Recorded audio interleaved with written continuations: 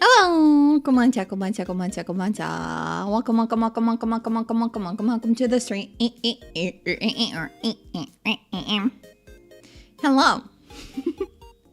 Hi, welcome. Are we ready for more ASAP joining? We're gonna get into the game quickly today because I'm excited. We have a case to finish. We have another case to start. I wanna play a normal amount of Ace Attorney. And also, you know, gaming, right? That's what we're here for. Gaming.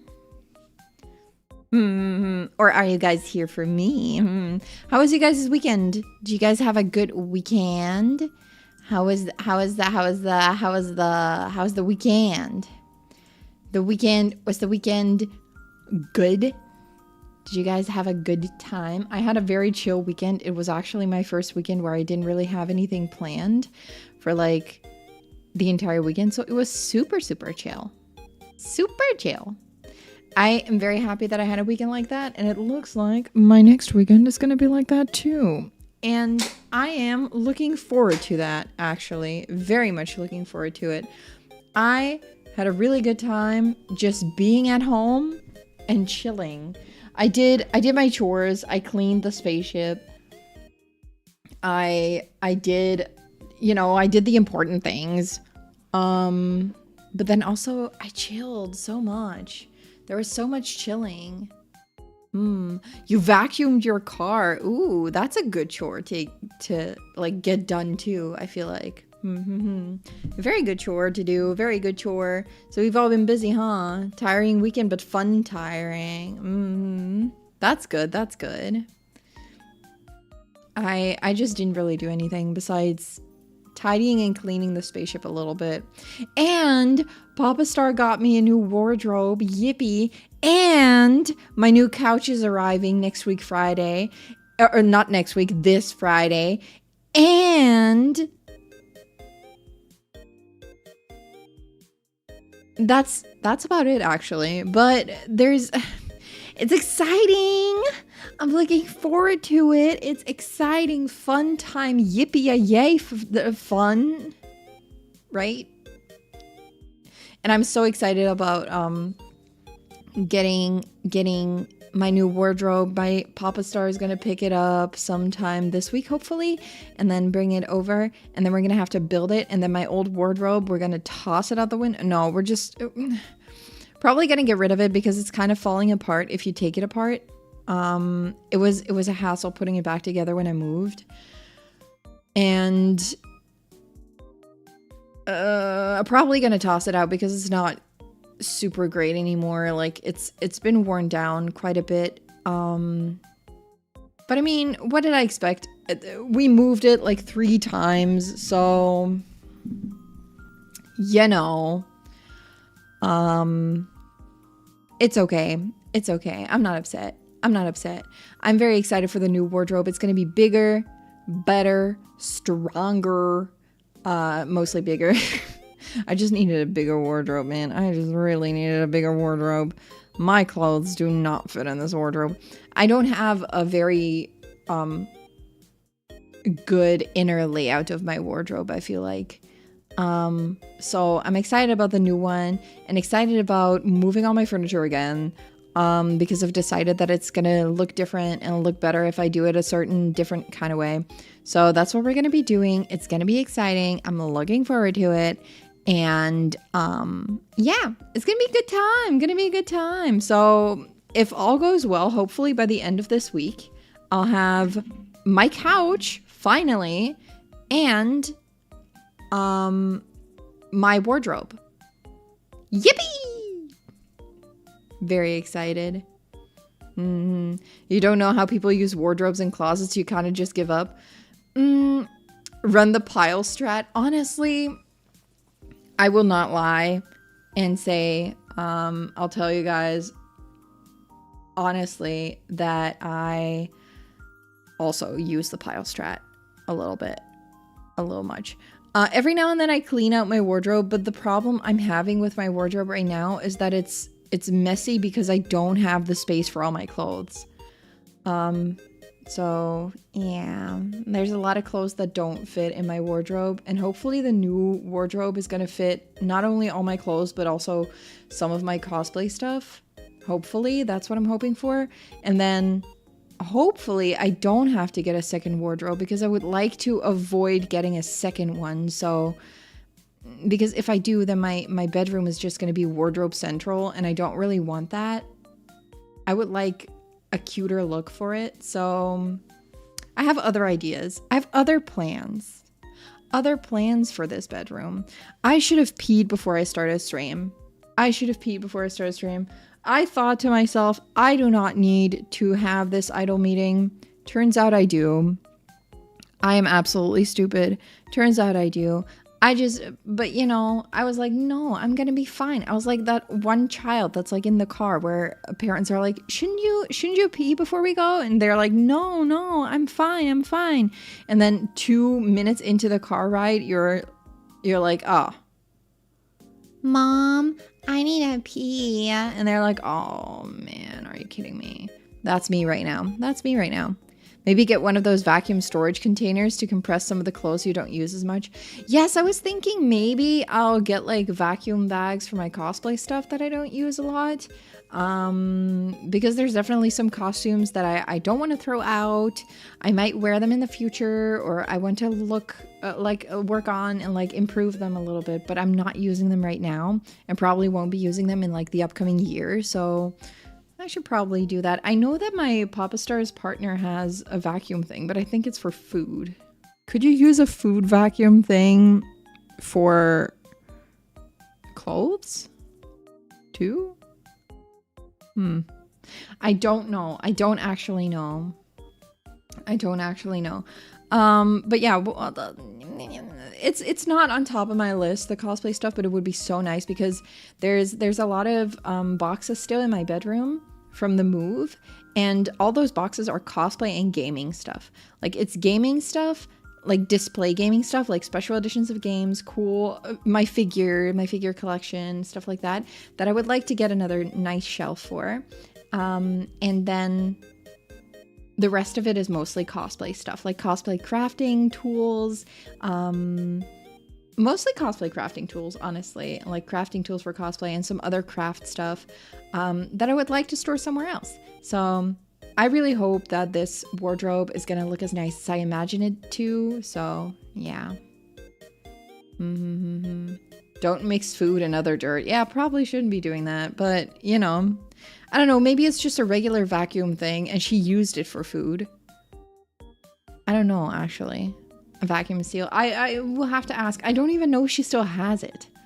Otherwise, can't you do that with like your vacuum cleaner? You just put everything in a bag, vacuum cleaner, close it, and it's kind of vacuumed a little bit. Not really, kind of. Okay, I'm gonna GPG. And I'll be right back. I'm gonna go to my idol meeting. I'll be right back. And then I have one more thing that I just want to say, and then we'll start the game, okay? Brb.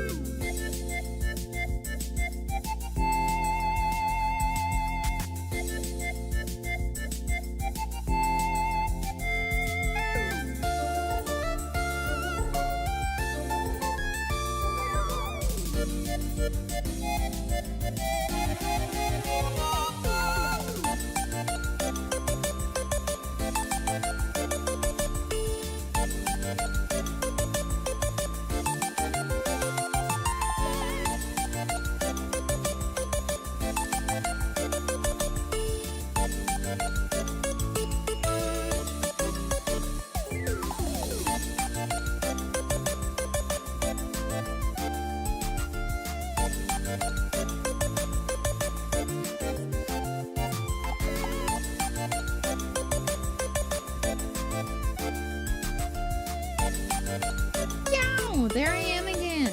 Ain't I fast? I didn't close my bathroom door properly. But I'm back. Oh my goodness. The cord of my headphones is so long, I can just scoot over to my bathroom door and shut it. The spaceship isn't too big. But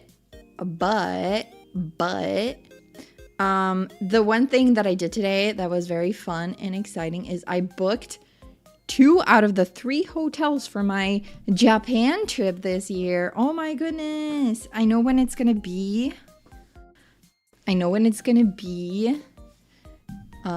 So yeah, I know when my Japan trip is gonna be. I'm so excited. I'll be booking the flights probably next month, and then we'll be all booked.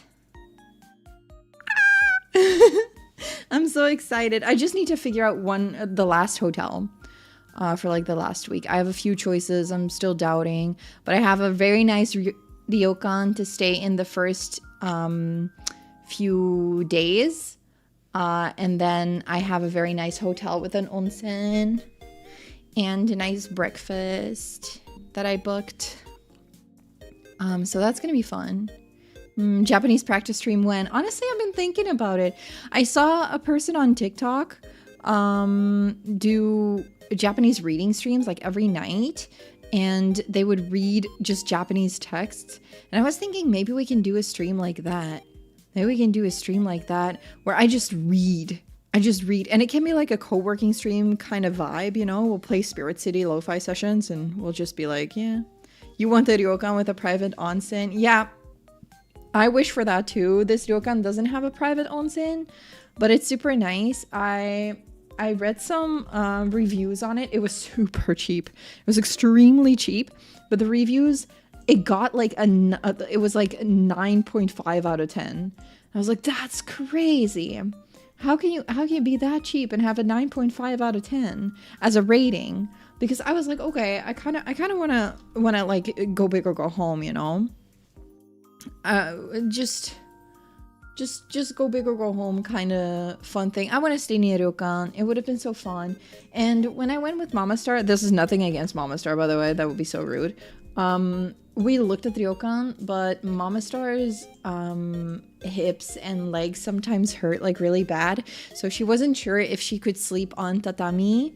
So we decided against it and didn't pick a ryokan back then. But now that I'm going by myself and I just have a gamer shrimp posture and that's why my back hurts, I decided, yeah, actually I will get a ryokan this time. So I have a very nice ryokan booked. And it is, let's see. I'm not going to tell you guys which one it is yet. I'll tell you guys which one it is once I lift. But it's a very nice one. And the reviews, I'm looking it up right now because the reviews were really fun, actually. They were like, yeah, the people that live there are super, super nice. Like the people that own it. I was like looking for a supermarket and then they showed me around. They took me to the temple. They made food for me on my first night there. So the people are super nice. And what I was looking for is just a very nice place where I could stay my first few days. Like when I arrive, and because I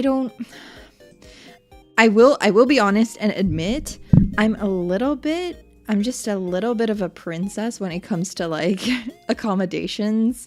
I usually look for places with high ratings. I look for places with a lot of like quality of life things. Like I would like a breakfast, I would like a comfortable bed, I would like a decent bathroom, stuff like that. Especially when I'm going abroad by myself, because that is what brings me comfort, you know? I don't want to have to stress out about a hotel room or something like that. So a ryokan was kind of out of my comfort zone, because as much as I love the ryokan style, it's very different from what I'm used to. So that just, no matter how much I like it, it's gonna mess with my head a little bit, you know, just like being in a place that's so different. I was like, I kind of want, I do want the ryokan experience, but probably not for a full week. I might, or maybe not now. Maybe if I were together with someone else, I would have done it for a week because it's different. But now that I'm by myself, I was like, okay, I'll just get it for a few days. So I got it for 4 days, a 4-day ryokan experience. So I'm in the ryokan for probably about three days, actually. But I booked it for 4. So 3 days there. And it's the first days that I'm going to be in Japan. So I'm going to be like a little bit tired, jet lagged, everything. And I was like, yeah, I would like to go there and then just stay there and have like a really nice, relaxing, like Japanese countryside kind of stay. And the reviews sounded so good, like the people being so kind and just showing you around. I was like, you know what? Actually, I would like someone to maybe show me around those first few days, or at least like tell me where I can find my supermarket or where I can find my something else. And then just chill. Like maybe speak a little bit of Japanese, feel okay about it, you know. Just be chill. And it's super close to the airport too, so I can get there within like minutes. It's gonna be great. So it's super nice. It's super nice. I'm looking forward to that. And then I booked a regular hotel, but a hotel with an onsen for my second week, where I'm gonna go to Sendai. That's my plan. I'm gonna stay in Tokyo, and then I'm gonna go, I'll fly to Tokyo, then I'll go to Sendai, and then I'll go back to Tokyo for my last week. And I'm gonna stay in Sendai for a little over a week, probably like a week and a day, something like that. And I booked a hotel for there too. And that's like a really nice hotel that, and this is the thing that I was looking for in hotels, that kind of like, I haven't decided on the last hotel, but the second hotel, I was looking for a place that had, I mean, obviously a bed, but also a little desk and a chair, at least a chair. So when I come back, I don't have to sit on the bed, because that's going to mess up my back. I would like to be able to sit on a chair as well. So I found a nice room. It's just your standard hotel room, Japanese style. So very, very tiny probably, but it's nice. It has just a regular bedroom, just a regular bedroom vibe, regular bathroom, mini fridge, everything like that. And it has breakfast included, which is what I would have liked.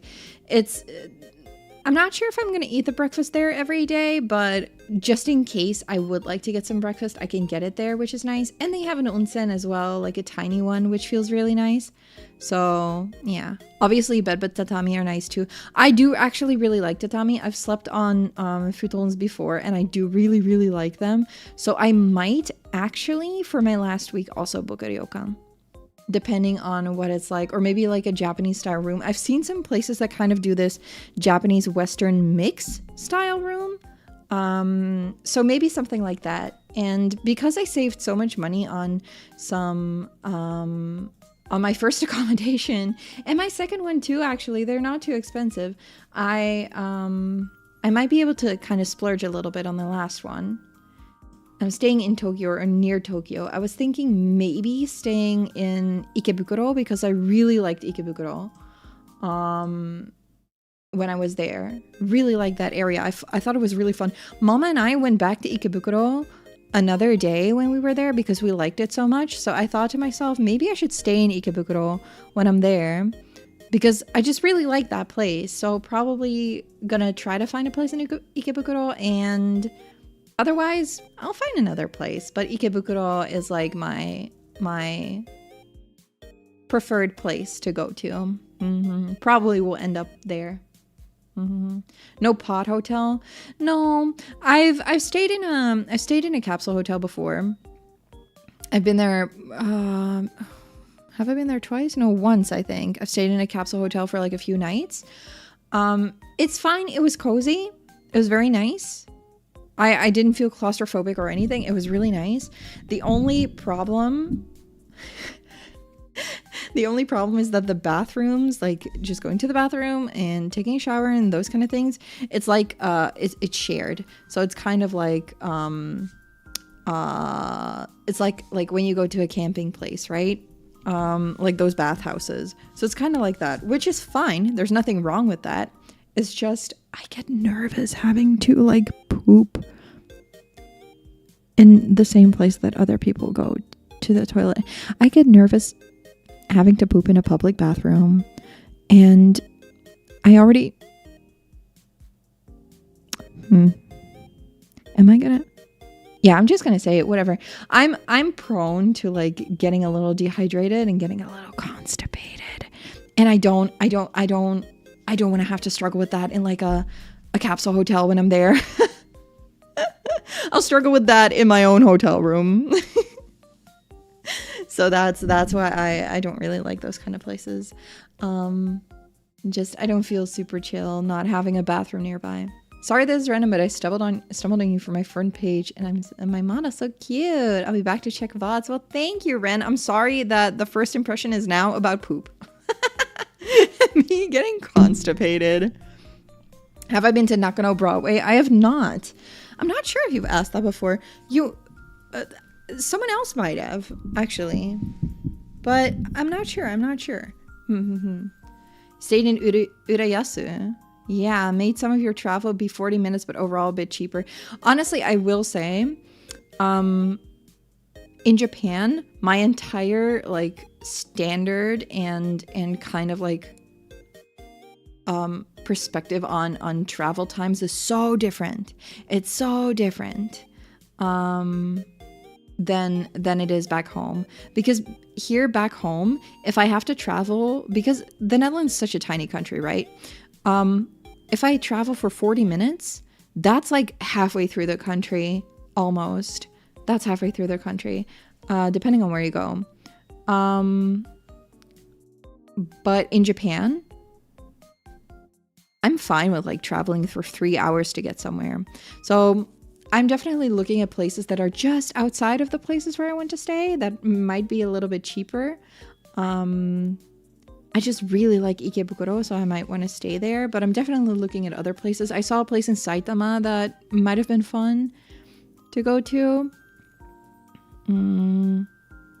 But I almost booked that one, but then I remembered the ryokan that I had seen before, which is also kind of outside of Tokyo. It's in Chiba.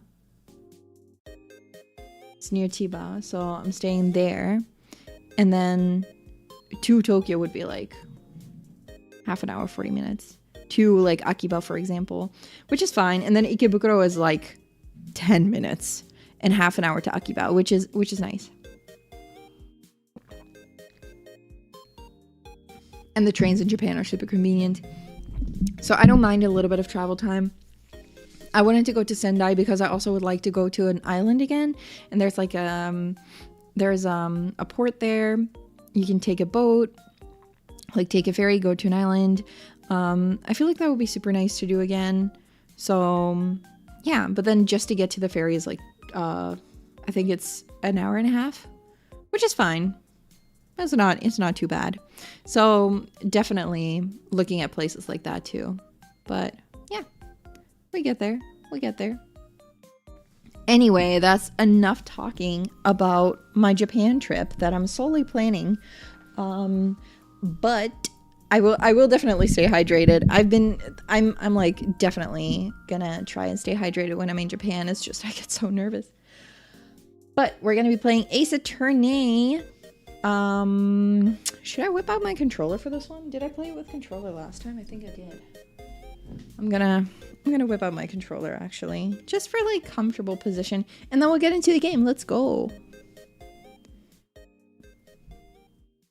Because that is what we're here for, is Ace Attorney. We are right here at the lying lawyer thing. I do not have my controller connected properly. Okay, that's great. Am I going to? Yes, I'm definitely going. I'm gonna restart the game. I'm gonna have to restart the game. Because, or maybe, no, we'll restart the game. Lamau, because my controller was not working. But we're gonna get into the I hope the last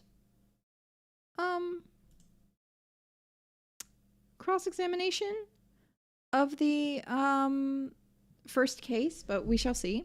Last time I couldn't finish it. I had to go to bed. Probably gonna happen again today.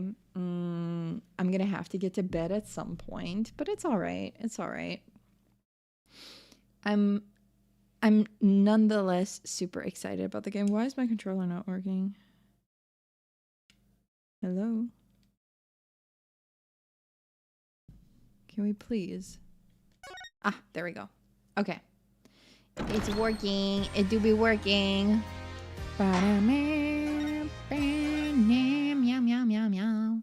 Last time we played this game, we talked to this guy. Start the music. Oh shit. To the founders or me, I did it. This lying lawyers insults no limit. I forgot that he sings his thing. We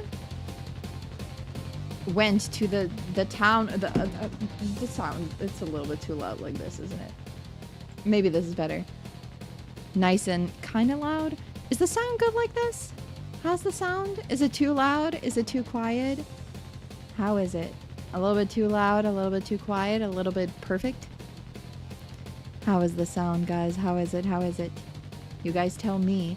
Anyway, we played the first case as far as we could. It's this guy very obviously did it. We're gonna try to get him convicted. But it's super hard. We're in the town of Kurain, the country of Kurain, actually. And we're trying to save the cutest little boy.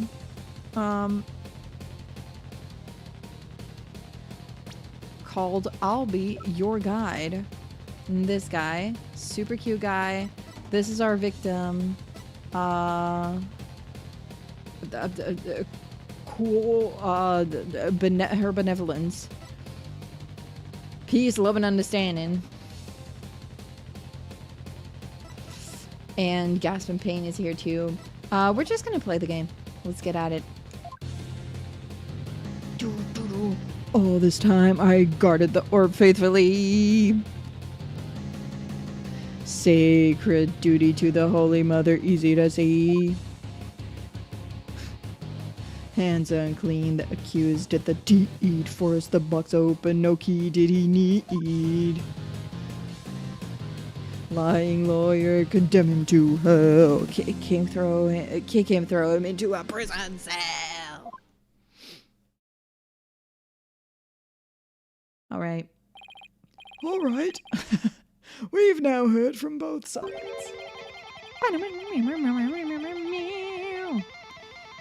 Either the treasure box was forced open by the accused, as the witness claims, or Mr. Understanding opened it, as the defense claims. Defense, this is your last chance to cross-examine the witness. Yes, Your Majesty. If you are unable to prove your assertions by the end of this cross-examination, then the DC Act will come into play, and both you and the accused will lose your lives. This man has tried to kill me. It's crazy to me. I understand. Life or death, it all comes down to this. Mr. Wright. Oh yeah, he has like the cute dog.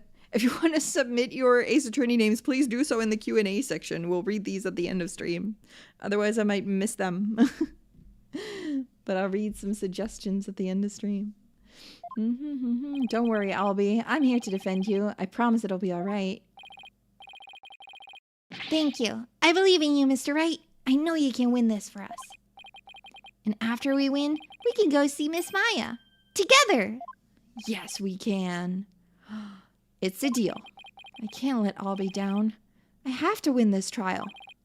Somehow I have to prove that only Understanding could have stolen the treasure. Do your worst, lawyer trash. This is your requiem. The last song you'll ever hear on this mortal coil. Sure, whatever you say, mister. Lying lawyer. He's telling us that we're lying. This lying lawyer's insults know no limit. All this time, I guarded the orb faithfully. Sacred duty to the Holy Mother, easy to see. Did you now? Hands unclean, the accused did the deed. Forced the box open, no key did he need. Lying lawyer, condemn him to hell, kick him, throw him into a prison cell. He... Okay, let's take a look at this image because the lock is open. It wasn't forced open, was it?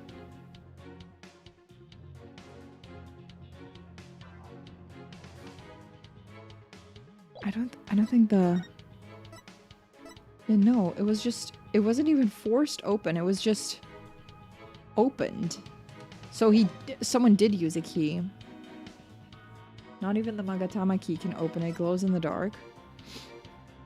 Do we just try it? Do we just try it? Objection! Okay, that was wrong. Uh-oh. That was wrong. Okay. Maybe I should press first.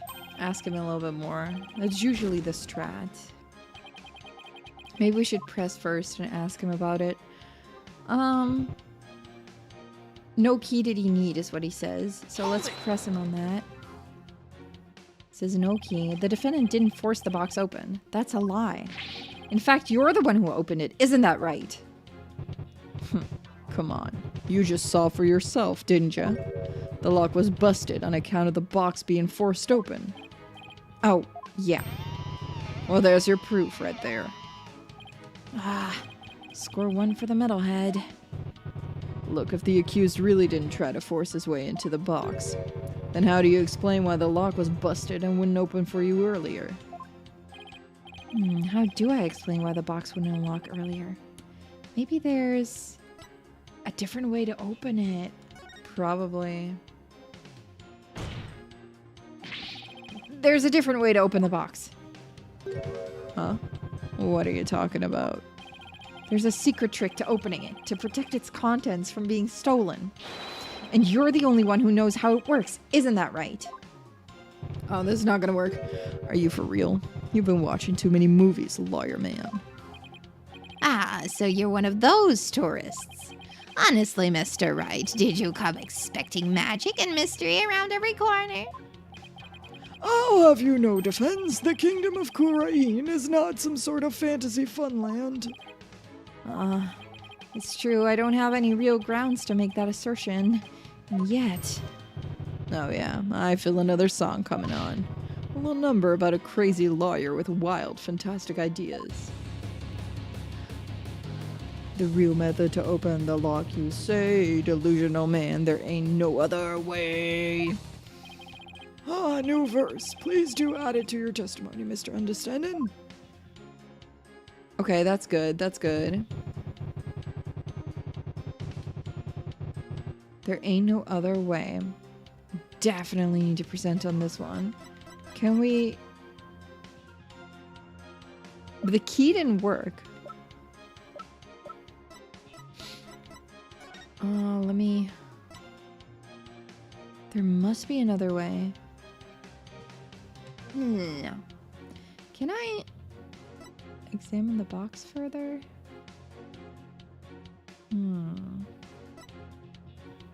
There must be another way that is not a lock thingy. Can just shoot it open, I guess. Or drop it. Bonk someone on the head with it.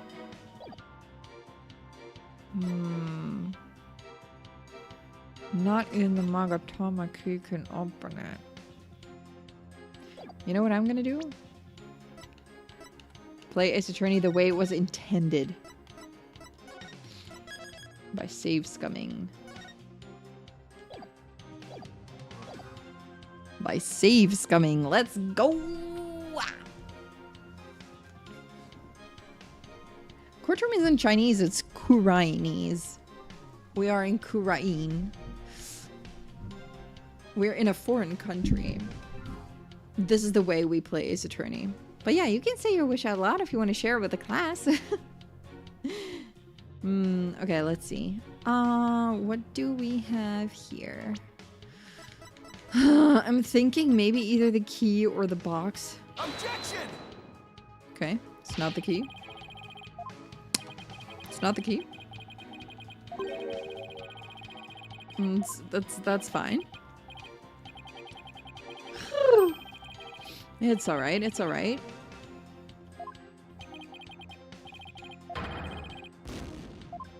This is alright. Choto. Is it by song? Through song you can open it. What if it is? What if it is? That would be so dumb. It's just a notice. Objection! No, not even the crime photo.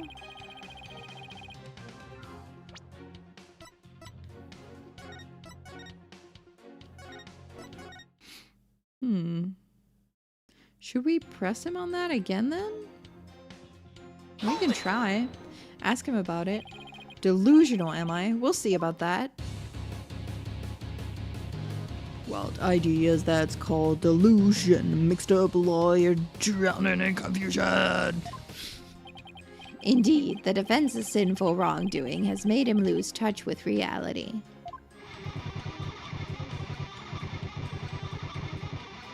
Let's hear it. What will it be for this sinner's flight of fancy?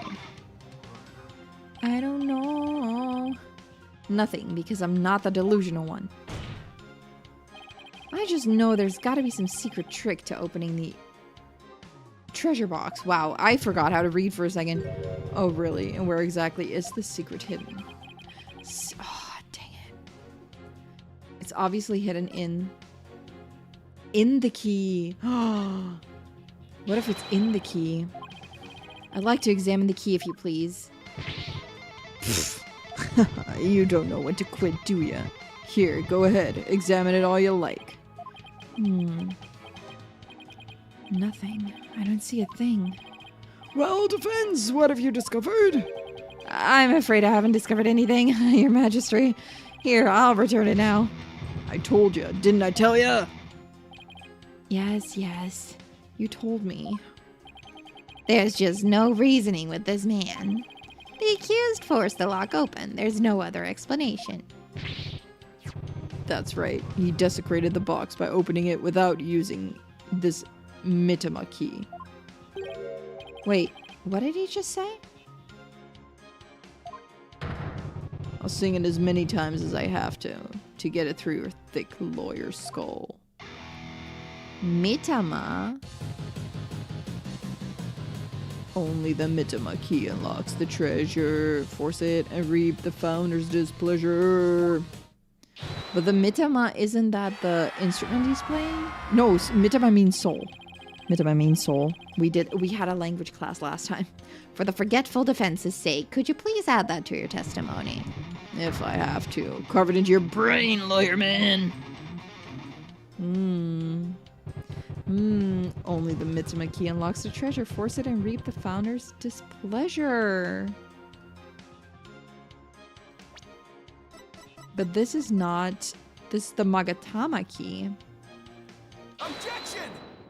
It's a different key. Just a minute, Mr. Understanding. You just called your key the Mitama key, didn't you? But you didn't you originally say it's called the Magatama key? Oh, no. The Mitama key? What's that? I don't know, Your Majesty, but apparently it's a rather crucial question. What's the big deal? So I said the wrong thing, so what? Simple slip of the tongue. An A for effort, Mr. Wright, but your grandstanding betrays your desperation. I'm afraid a small slip of the tongue like that adds absolutely nothing to your argument. Maybe the key is really the friends we made along the way. Maybe it is. Maybe it is. What say you, defense? Is it an important detail? Yes. Judging by his reaction, I'd say it's everything my argument needs. Yes, Your Majesty, it's very important. This key is apparently not the Magatama key, but rather the Mitama key. And I believe this discrepancy holds great significance for the defense.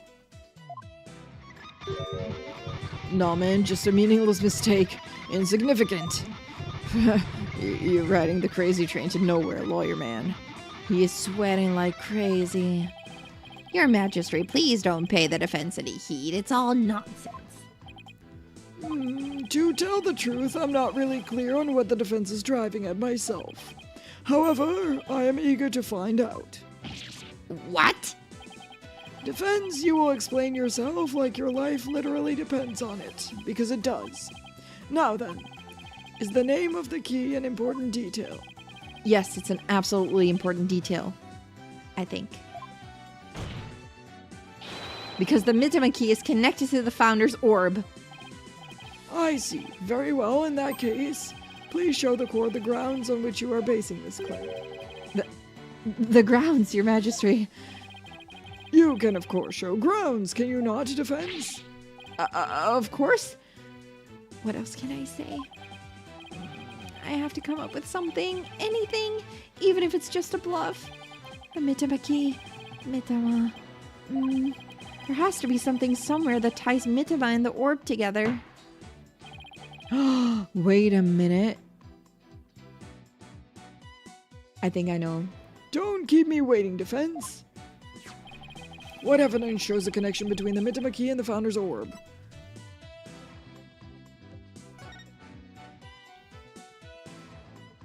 When the butterfly embraces the Mitama, the favor of the orb is bestowed.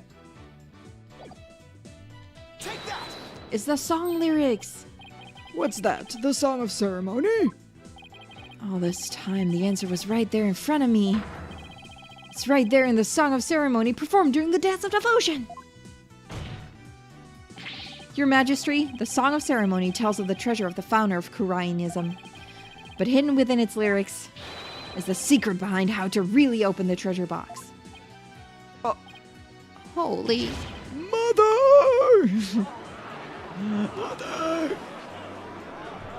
I got it. Yeah, we did it. But how can that be, defense? The Song of Ceremony contains the following lyrics.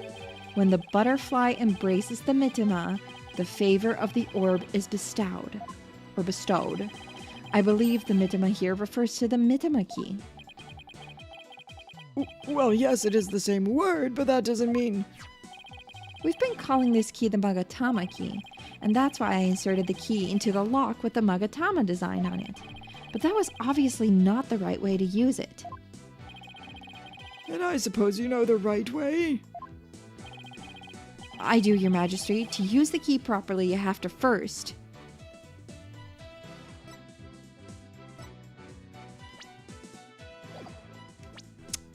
Just a second.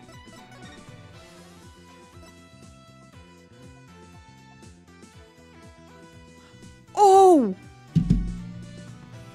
Wow! The answer.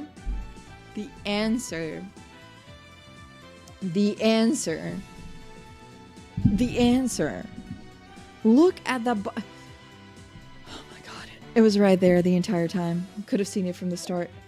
Okay. I mean, flip it vertically, I guess? Would they call that vertically? If we turn the Magatama's shape upside down like this, yeah, just like, yeah, rotate it. Now it looks like a little fire. The fire of the soul! It becomes the Kuraini symbol of the soul. In other words, a Mitama. Oh my, you're absolutely right. But now what? What do you do with it? It's too big to fit into the lock that way. Oh, I knew he was just bluffing. Bluffs and lies are the only tools of his trade, after all. What? I literally won every single, well, almost every single case. There must be some other place this key fits, but where? Let's see, what were the words to the Song of Ceremony again? When the butterfly embraces the Mitama, the favor of the orb is bestowed. Where should the Mitama key actually be used? Can I move it? Yeah. It's like a magnet. Got it. Yatta. Oh my god, 3D animation?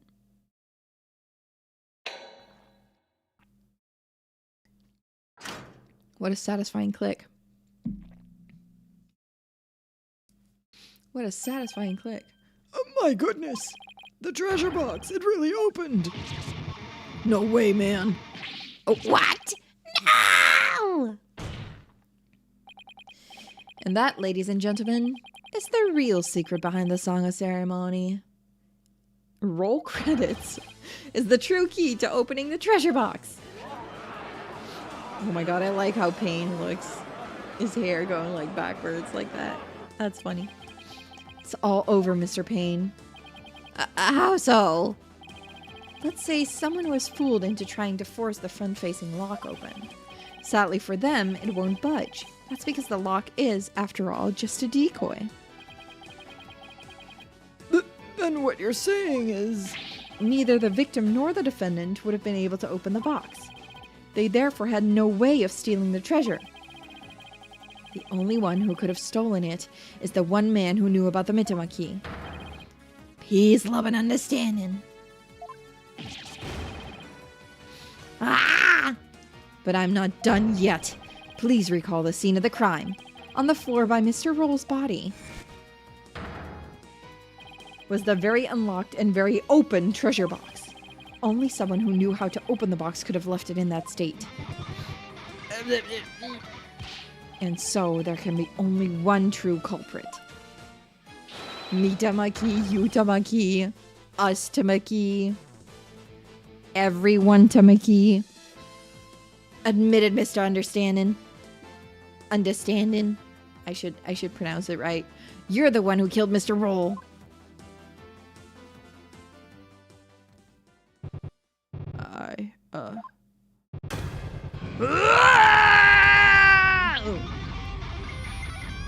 Oh my god, his last performance.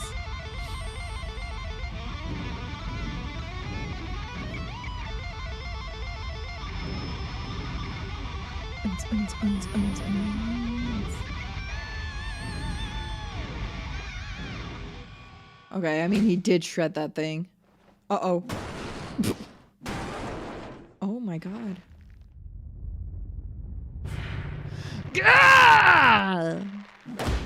Oh, broken forever. Oh. Bonk. Cuckoo, cuckoo. He's fucking dead. Oh, he's not. Curse him. It's all his fault. Why'd he have to try and steal the treasure? Why'd I have to spot him with that box? On my way to the storeroom after the morning dance. It's his fault I had to cause that blackout and clock him good. Clocked him good. A little too good. I couldn't let my secret get out. Nobody could know the treasure box was empty. I'd lose my position as head monk. Who knows what else they'd do to me. I couldn't let... I had to stop him. Dang. That sucks. For him. What a shocking development. I can scarcely believe it. Nothing like this has ever happened since the DC Act was enacted 23 years ago. No. My perfect unblemished record destroyed. The incredible pain ruined. No! Front-facing oh my god, goodbye, all his hair.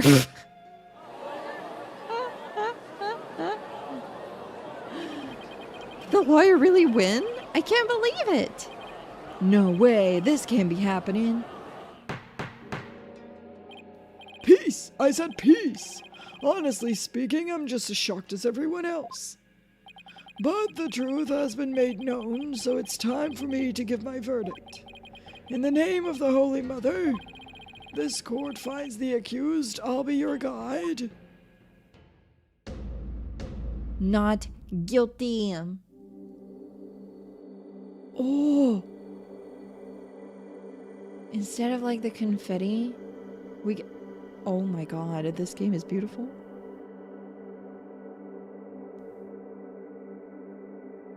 That's so cool.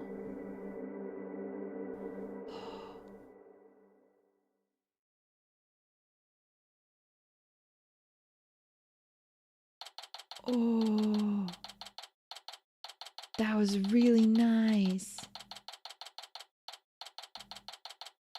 Oh, okay, we're back in the accused lobby.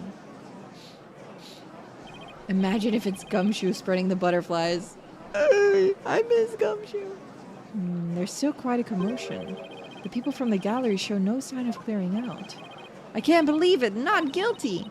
I'm still in shock, can you believe that guy? I can feel everybody's eyes on me. This can't be happening, it's impossible. Oh, Holy Mother, preserve us.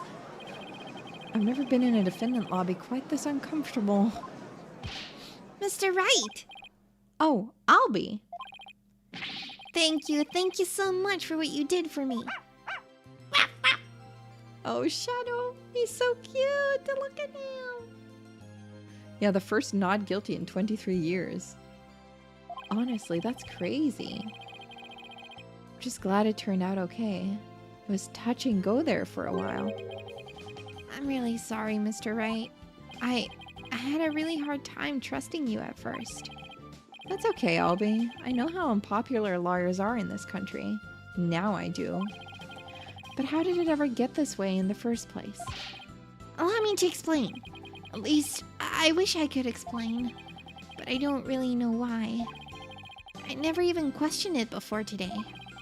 By the time I was born, all the lawyers were already gone. As far back as I can remember, verdicts have been based on her benevolence as insights. Right. Rafa, the royal priestess. She didn't like me very much. You would imply that the trials of this country are unfair? Do explain, outsider. How verdicts founded on truths imparted by the very souls of the dead lack impartiality. For her part, I'm sure she really believes in what she says, but even with her benevolence's divination seances, lawyers are still necessary. Without proper defense, people could easily wind up receiving wrongful convictions. Mr. Wright! Shh! Huh? Don't say that so loud. People might think you're a rebel. You could be arrested. A rebel? That's right. One of those people going against our queen in the court system.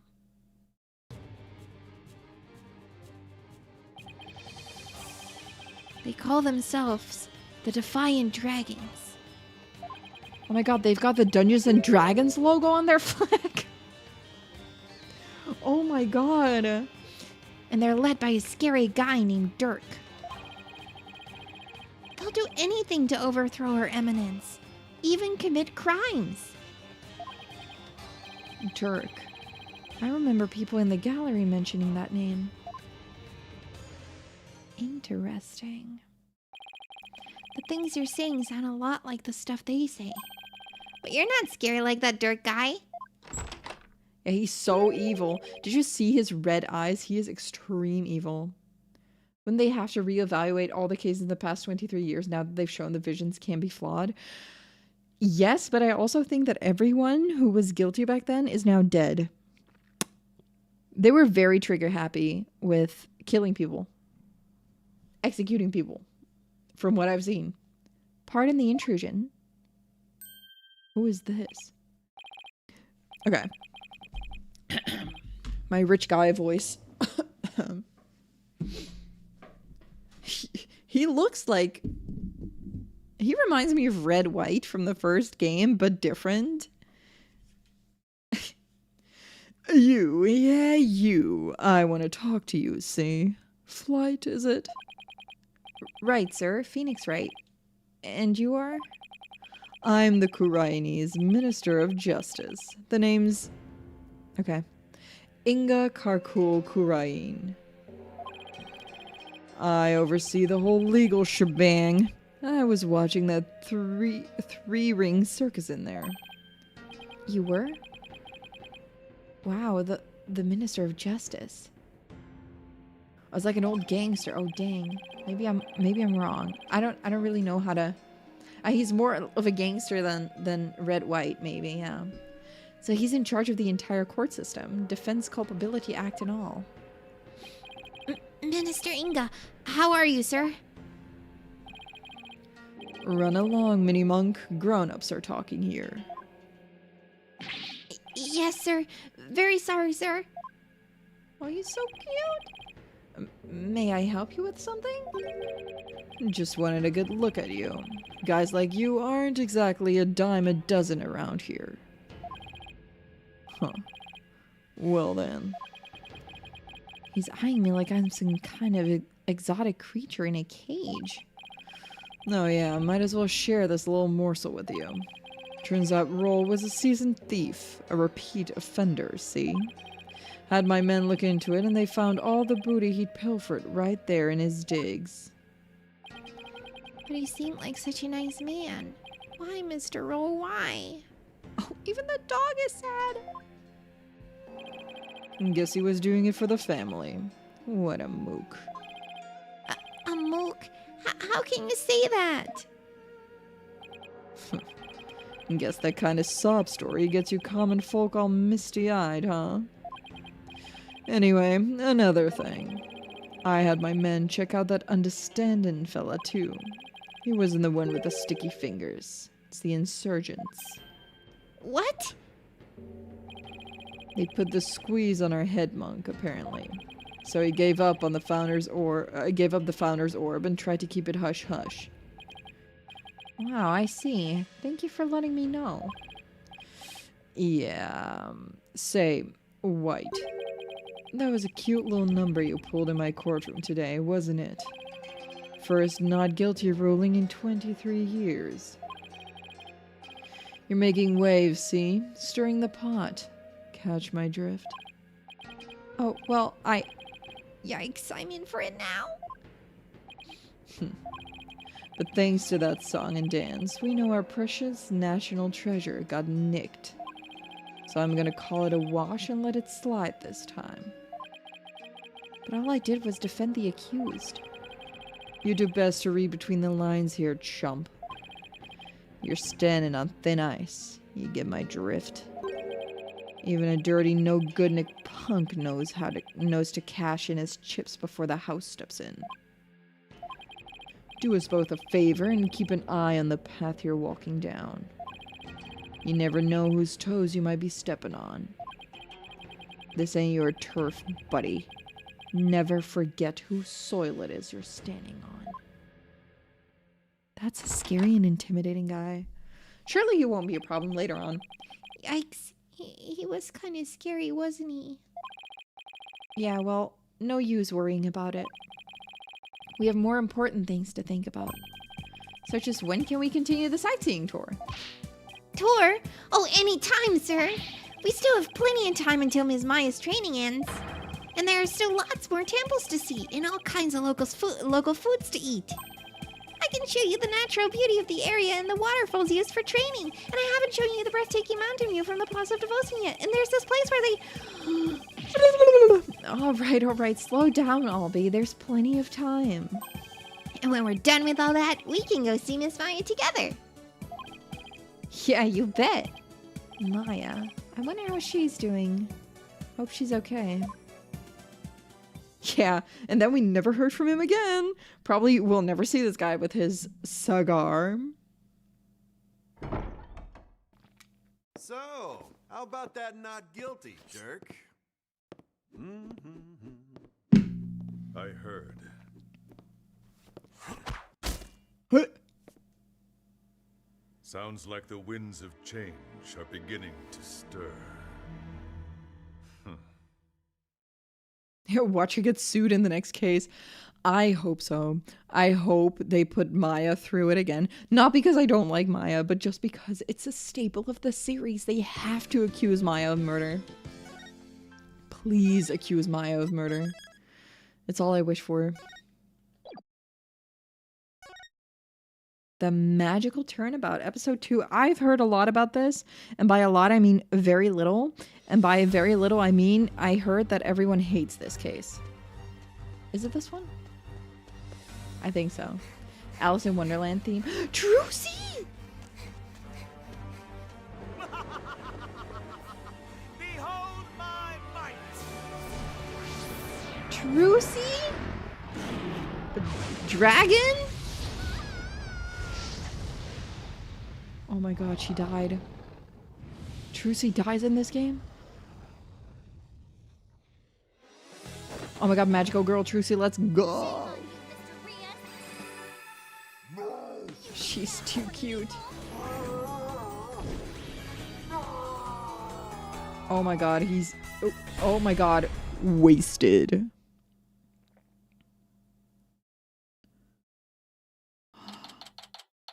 She lives!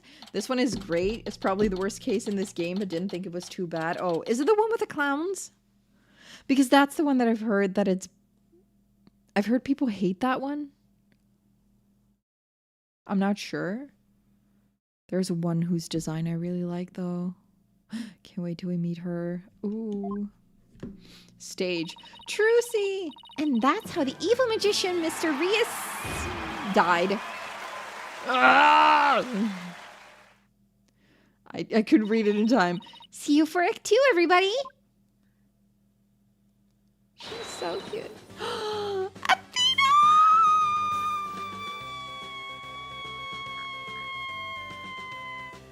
Oh, it's case 4.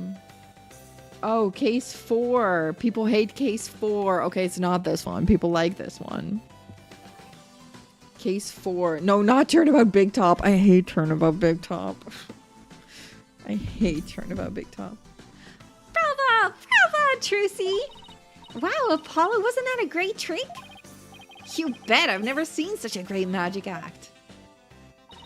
Did you know they even featured Trucy's show on TV this morning?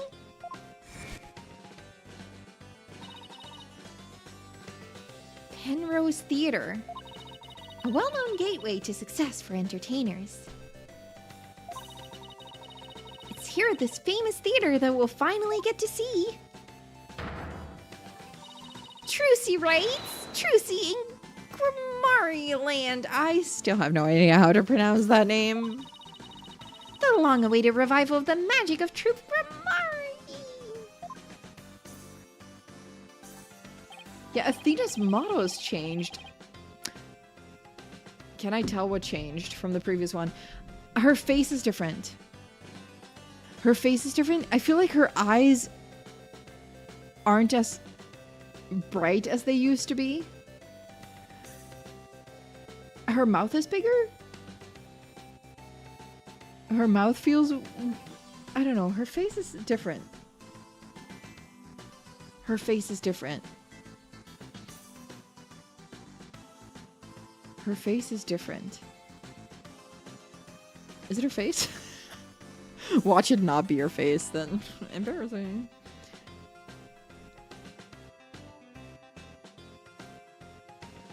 They fixed Trucy's awful model in this game.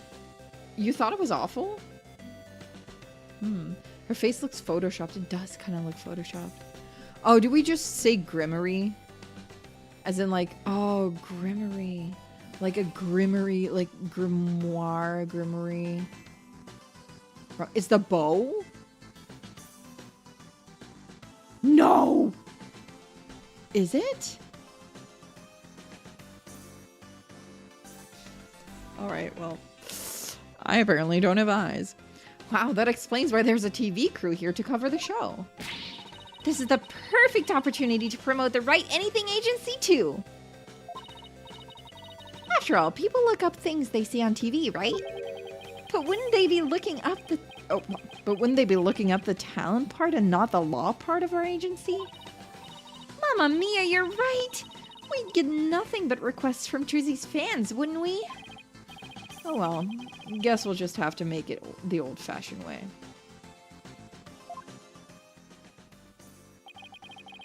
My name is Apollo Justice.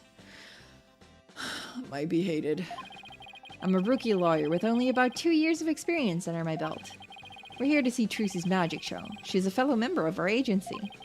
We came on behalf of our boss, Mr. Wright, who is away on a trip. Oh, and did you hear, Apollo? Even though it's only her debut, her shows are completely sold out. What? Really? That's amazing. Voila, a star is born. Who knows how far she'll go? At this rate, nothing in the world can stop us. Imagine she laughed like that. You do realize this has nothing to do with you, right? This is Athena Sykes. She's another member of our agency. She may not look it, but at just 19 years old, she's a lawyer as well. What do you mean she may not look it? Of course I look the part. Care to explain how exactly? Oh, come on, have a heart. Stop treating me like a child. That gadget around Athena's neck that spoke just now, that's Widget. Widget helps Athena out with her special field of expertise, analytical psychology, which is a very fun mechanic. He also has a habit of blurting out whatever Athena's really thinking. Yeah, this little guy can be a little unruly at times. Hey, upgrade me already. My phone at me.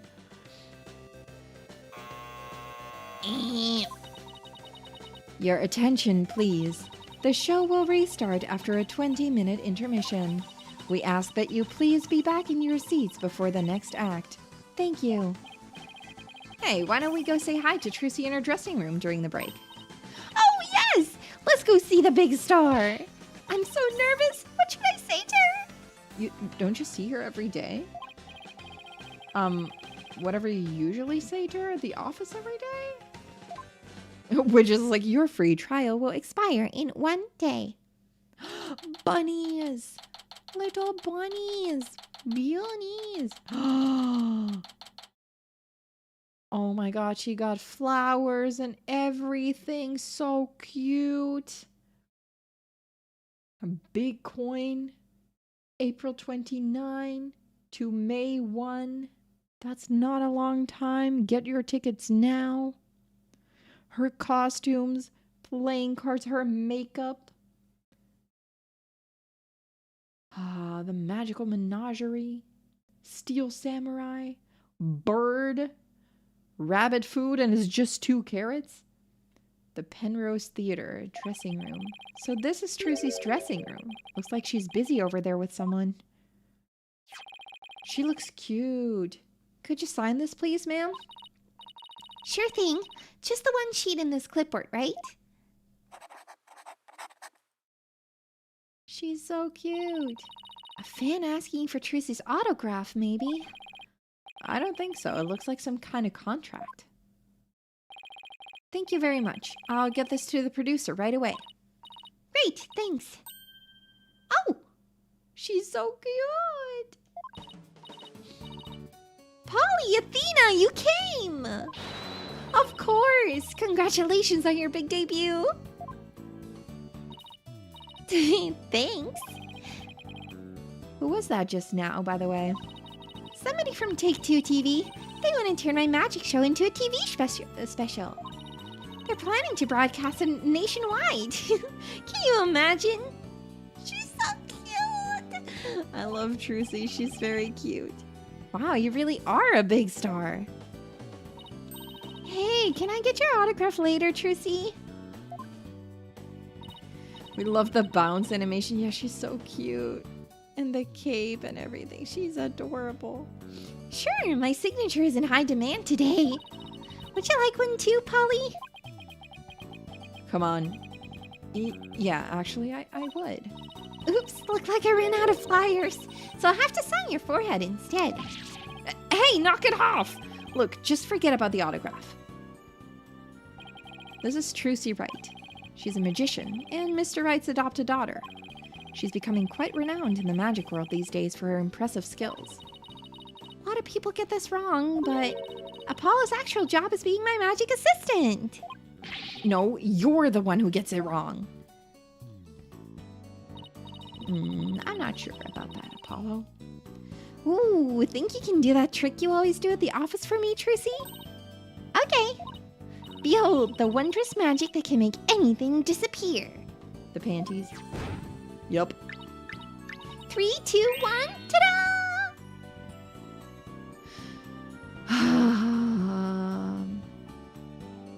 I still wish I had the Trucy's Panties wallet.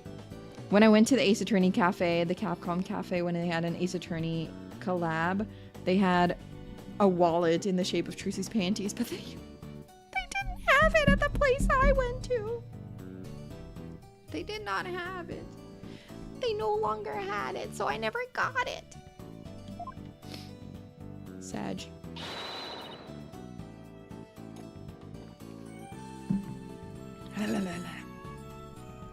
My magic panties are in an extra-dimensional galaxy. Brava, Trucy, brava! Okay, but why do you always have to make my attorney's badge disappear? Well, that's because out of everyone at the Right Anything Agency, you're the one I get the best reaction out of. That doesn't make my poor badge feel any better. We can talk about the show with her. I forgot that this is what we do in the game. Thanks again for inviting us, Trucy. Thank you for coming. Your show sure packs a wallop. Wallop. Wallop, wallop. Yeah, Trucy, right? Professional rage baiter. Honestly, she is. She is. She is. I like that she rage baits Apollo. Apollo gets to be bullied. I nearly fell out of my seat when the dragon showed up. Ooh, really cool. And when it attacked you, whew, I was terrified, even though I knew it was all just a part of the show. That's good, because that trick is the crowning glory of Act 1. I'm really glad you're enjoying the show. I heard your shows are completely sold out, Trucy. They say your fans were all over the tickets the instant they became available. Like hungry wolves going after their prey. Sounds like you've made a loyal pack of followers for yourself already, Trucy. But you two are the only ones who got a special VIP invitation from me. Today's just a dress rehearsal for the performers, staff, family, and friends. A general pro... oh.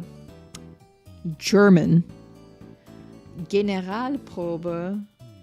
Is that how we pronounce it? I'm not sure. That's what they call it in Germany. Or so she says. The real show isn't until the day after tomorrow. By the way, are you going to finally do your magic panties trick on stage after the break? Sorry to disappoint anyone who came just to see my magic panties. But my next trick is completely new. I'm debuting it today. Ooh, a new trick, huh? Are you gonna chop Apollo up into little lawyer bits? Funny. I don't recall ever agreeing to anything like that. While that does sound like a good idea, today's trick is a totally new troop grammary. I'm gonna go for grammary. A totally new troop grammary original. The entire future of the troop is riding on the success of this special new trick. How so?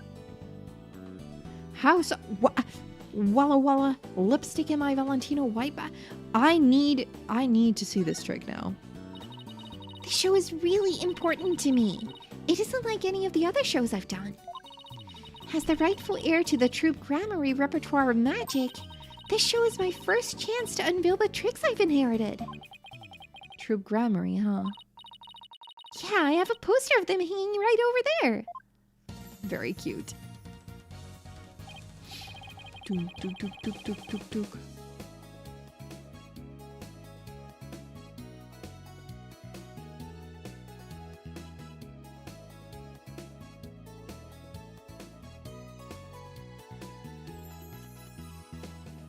Okay, sorry, I like the music.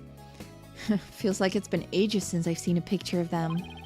Troop Grammary was a group of magicians who dominated the magic world in their days. Trucy is the sole heir to the troop's entire repertoire of stage magic. Huh? Who's this guy in green and purple on the left here? Oh, that's the great Mr. Rias, the other magician in today's show. He used to belong to Troop Gramarye too, a long time ago. He's gonna die, isn't he? Oh, he's gonna die. Oh, he's gonna die, and Trucy's gonna get accused. Oh no! Wait, I don't want Trucy to get accused. Not Trucy, not my baby Trucy. Oh no, he's gonna die. He just, like, we get introduced to him just now. He's got that victim aura. It's giving Ace Attorney victim. No, it's just because we just meet him, and then probably right before we get to talk to him, he's gonna die live on stage, and then people are gonna be like, oh my god, it was Trucy. Hey, so tell us more about this special magic you're going to reveal today. It's a secret Troop Gramarye trick. Left behind by my late granddaddy, Magnified Gramarye. Oh god, the names. It's never been performed before, so this is the first time it will be seen by the public. The grand unveiling, huh? No wonder she's been working so hard. Man, Trucy's so cute. Well, I'd better get going. Huh? Where to? To practice my act, of course. The show's only a few days away. You're really pushing yourself. Didn't you practice until late last night too? Yep, because everything's gotta be just right. Trucy inherited all of Troop Gramarye's magic tricks from her father when he died, and the troop's entire legacy is now resting on her shoulders. No wonder she's feeling the pressure. Yeah. Looks like everything's going well today, though. I love the music so much. I mean, that last trick was perfect. Grace under pressure, that's me! After all, a true entertainer always keeps a smile on their face. That's the Troop Gramarye creed. It's hard to believe you've accomplished so much, even though you're still in high school. But to tell you the truth, I'm actually pretty nervous. Who wouldn't be? Oh, I bet this would do the trick. You'll be fine, Trucy! If anybody can do it, you can! Polly, that was just the boost I needed. Thanks. Apollo's fine. Sure has a way of really hitting you right in the heart. And in the ears. Enough ragging on my voice already. Trucy? Bonnie? That sounds like a cute person. Oh, hi, Bonnie. This is the person! Oh my god, this is the person! This is the person! Wait, isn't there like an evil version of this one? Okay, I'm not... Okay. I might have seen too much. Don't tell me if I'm right or wrong, because I haven't played the case, but I think there's an evil version of this character that looks like a bat, and I love that design. Is it this person? Or is it a twin? I guess we'll have to play the case! Okay, voice. It looks like a dreamy bunny. We'll give it like a little bit of a different voice, I guess. It's almost time for the second act. Oh, okay, thanks. Well, Apollo, Athena, enjoy the rest of the show. Break a leg, Trucy. Thanks, I will. Will she? What if she breaks her leg, actually? That would be tragic, but also pretty funny. I hope her new trick goes well. Hey, this is Trucy we're talking about. She'll be fine. Oh, I wouldn't be so sure. Huh?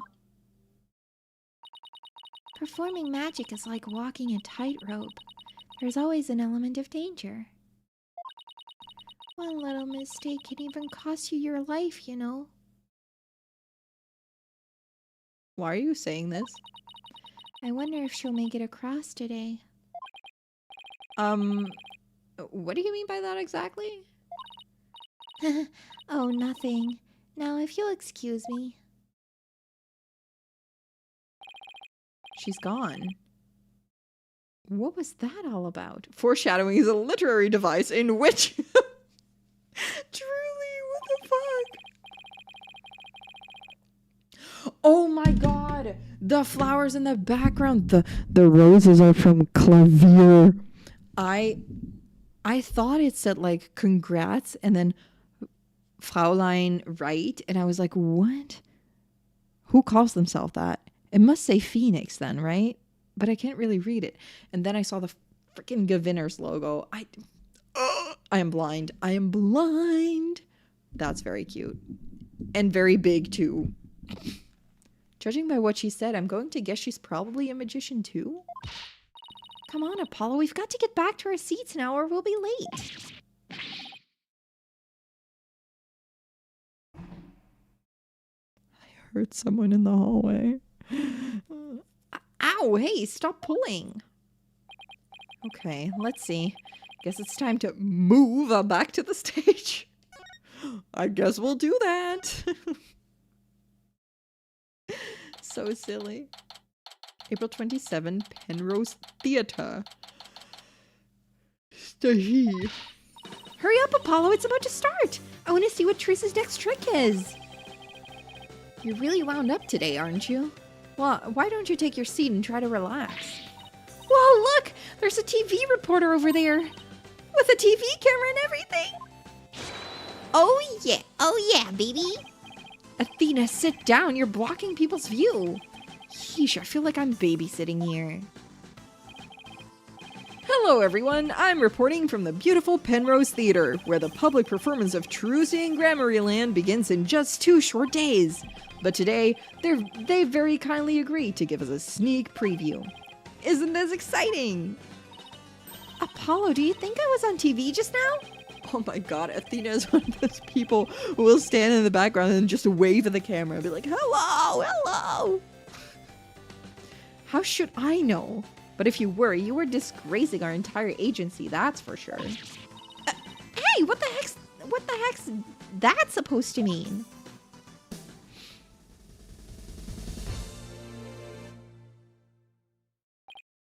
Oh, here it comes. Oh, someone's gonna die. Cutscene? Now, give up your dastardly ways!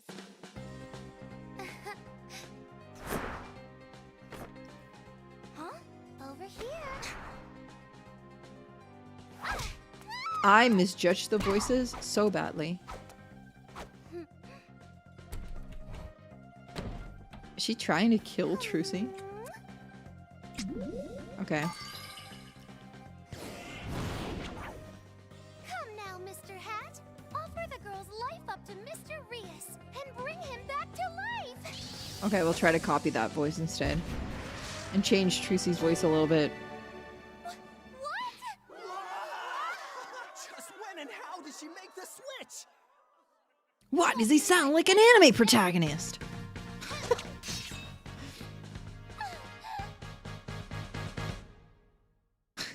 The surprise Pikachu face. Wow, that was amazing! Oh, Trucy's voice is Kira Buckland! I see. 2B. Man, Kira Buckland is a fun person. From what I've seen of her, I think she's super fun.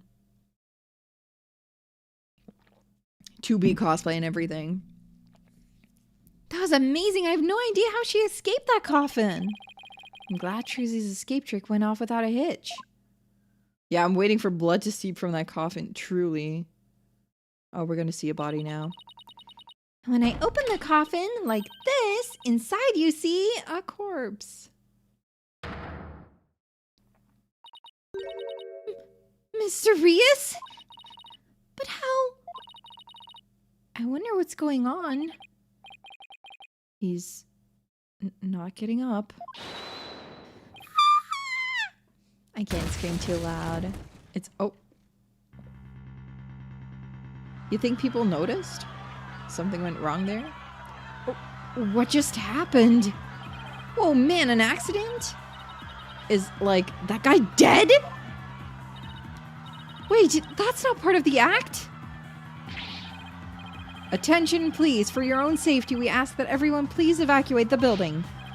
What's going on? Is Trucy okay? Outside, everyone, evacuate immediately, please. Whoa, hey, stop grabbing at me. Trucy! This is not great. Trucy's definitely gonna get accused.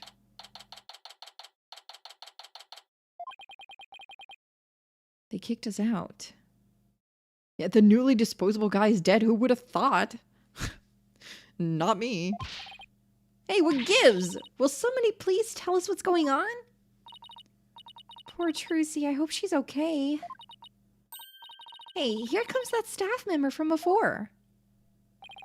Your attention, please. We regret to inform you that today's show has been cancelled. What? But I was looking forward to the rest of it. We are very sorry, but the theater is on lockdown pending a police investigation. Excuse me, is it because of that accident? The man in the coffin, is he... well, we're still trying to figure things out, sir. But I can tell you that Miss Wright is fine. She wasn't injured, so please don't worry. Thank goodness she's okay. Hey, you there! Oh, hey, you there. Why does he look like he belongs in a Yakuza game? What the heck's going on? They wouldn't even let me in! Me, for crying out loud! Oh, Mr. Rettons? Rettons? There was an accident during the show. An accident? Great. Just great. That's all I need right now. Googled Robert Downey Jr. He does look like him!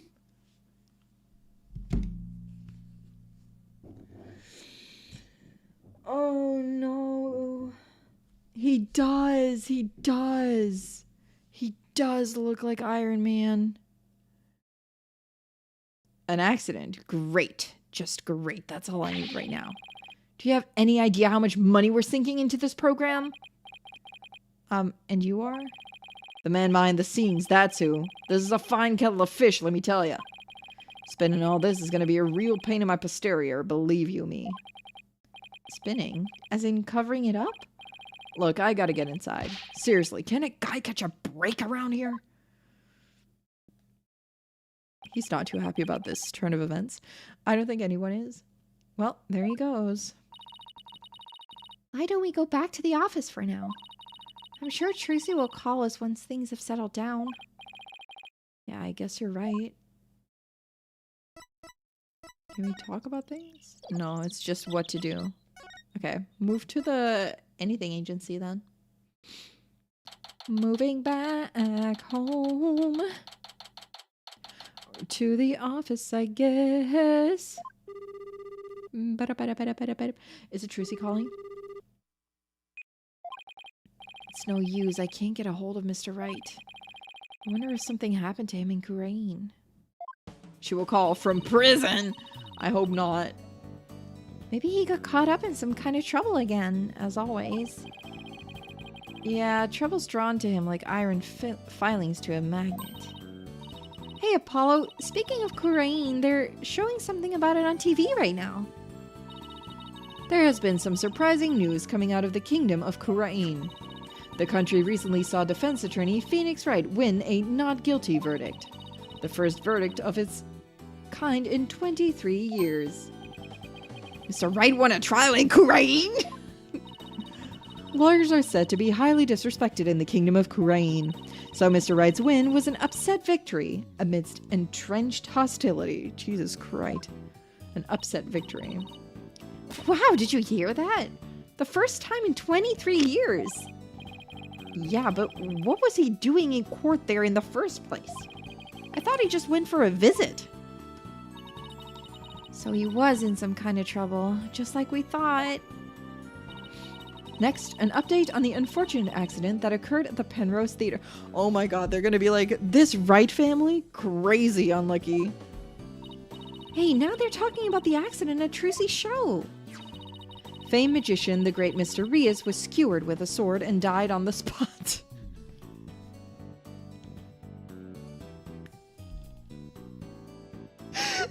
That's not funny, but that is such a wild way.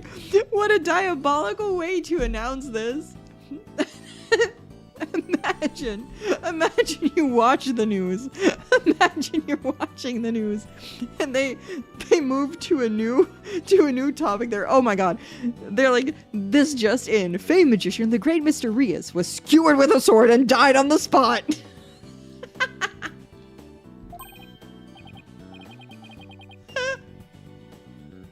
I don't know. I don't think that's how you're supposed to announce that.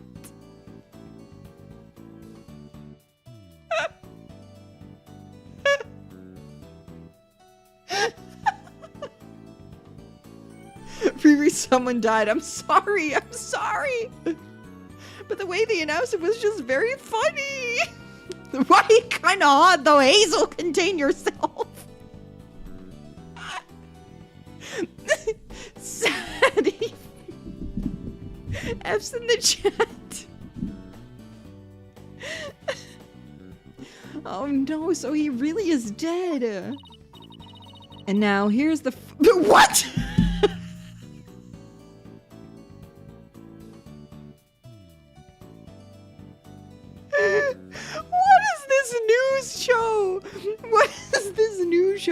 This magician got skewered by a sword and died on the spot. Anyway, here's the footage. What?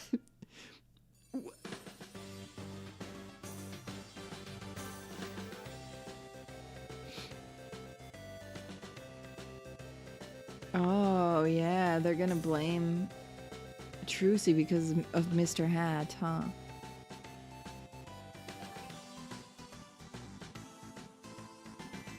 Oh, we're gonna have to watch this video like a bajillion times.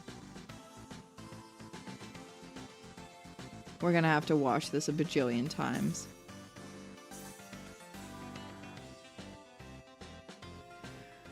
And like point out inconsistencies. There's no blood on the sword, is there? Thank goodness it's not a song. It's a long-ass video, though.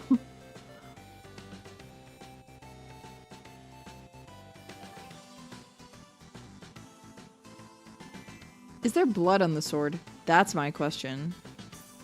At least it doesn't have the Blue Badger theme over it. True. Not as many times as Turnabout Serenade. Sure? You sure? You sure about that? Mr. Rias' body is invisible in this footage, but these are still very shocking images. And I already saw something fishy in the footage. Same. I saw something flying up. The magician, Trucy Wright, is reportedly still only a high school student. Could it be that this unfortunate accident happened due to a lack of proper training? Did the young magician have enough experience, preparation, and knowledge? Some might say that Troop Gramarye should be held accountable for this incident. Hey, what kind of biased reporting is this? Yeah, they're making it sound like it's all Trucy's fault. Oh, we've just received more breaking news. Oh my! The young magician in question, Trucy Wright, is now under arrest on the charge of involuntary manslaughter. What? We will keep you updated as this unfortunate tale unfolds. Stay tuned. Alright. Trucy's under arrest. She can't be. Apollo, we've got to do something. Yeah, let's go. Let's get down to the detention center. Right away. We go. But before I forget, I think I'll jot a few things down about the case. I'll just open up the court record with RB. Who do we have here? Trucy Wright. Bonnie. A bunny-themed assistant who appeared on stage with Trucy. She must have done it. Must have been her. What if the bad version that I saw once is her breakdown animation? Played myself. I played myself then.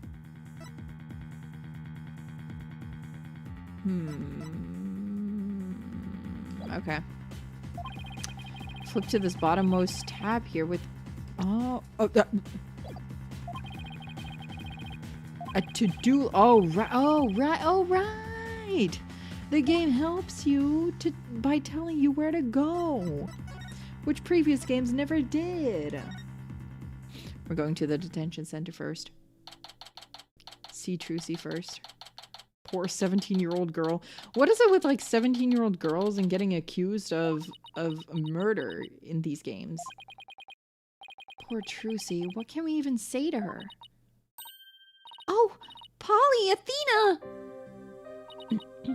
Trucy, are you okay? I'm fine. Don't worry about me.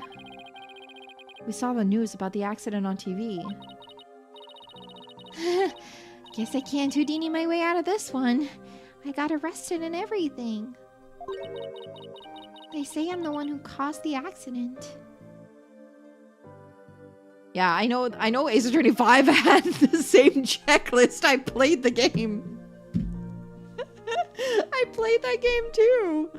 Yeah. I don't know. I guess it's useful. I'm okay. I'm okay with it. I'm not necessarily bothered by it. The games have gotten a little easier over the years, but that's fine. But that's not true, right? I will say I don't really play Ace Attorney games to play a difficult game. I play them for the story and the characters. I really don't care about the difficulty of Ace Attorney. Ace Attorney difficulty, it doesn't really matter to me. Yeah, the OG trilogy where you gotta present your profile to random NPCs, you just get stuck. Yeah, I don't mind. I don't mind having them help you a little bit with that. It's fine. It's fine. Checklist is fine. To be honest, I don't really know. I mean, I have no idea how an accident like that could have happened. The trick went off without a hitch. I'm sure of that much. Still, the police just won't listen to me. They've already decided that it was all my fault. I'm exhausted after all their questions. Looks like she's been able to hang in there at least. Yeah, she really is one tough cookie. I know you're tired, but can you tell us a little bit about the accident? Yes, of course. Go ahead and ask me anything. I'll be fine. Will she be?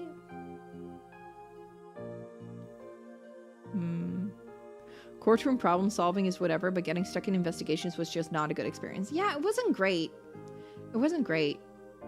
Did she shoot someone? No. Someone died. And actually, someone got skewered by a sword and died on the spot. Diabolical news article. Anyway, the incident. For starters, can you help us understand what happened? In today's show, there was a dead body in the coffin. I mean, I will say, Hazel kind of right. He's kind of hot. Even dead. Pretty man. How did that happen? Was there some kind of accident? I don't really know. The coffin was supposed to be empty when I opened it. But instead, Mr. Reyes' body was in there. It must have been a huge shock for you. Here's the footage. Yeah. And when the dragon said peas fell down at the end, was that an accident too? It must have been. I have no idea how or why that happened either. Well, something or someone flew up. That's what I saw in the video. Nothing went the way it was supposed to. I still can't believe Mr. Reyes is actually dead. As tough as she is, this is obviously taking a toll on her. But how did Mr. Reyes' body get into the coffin in the first place? Trucy, we need you to tell us the secret of the trick. You know what they say, a magician never reveals their secrets.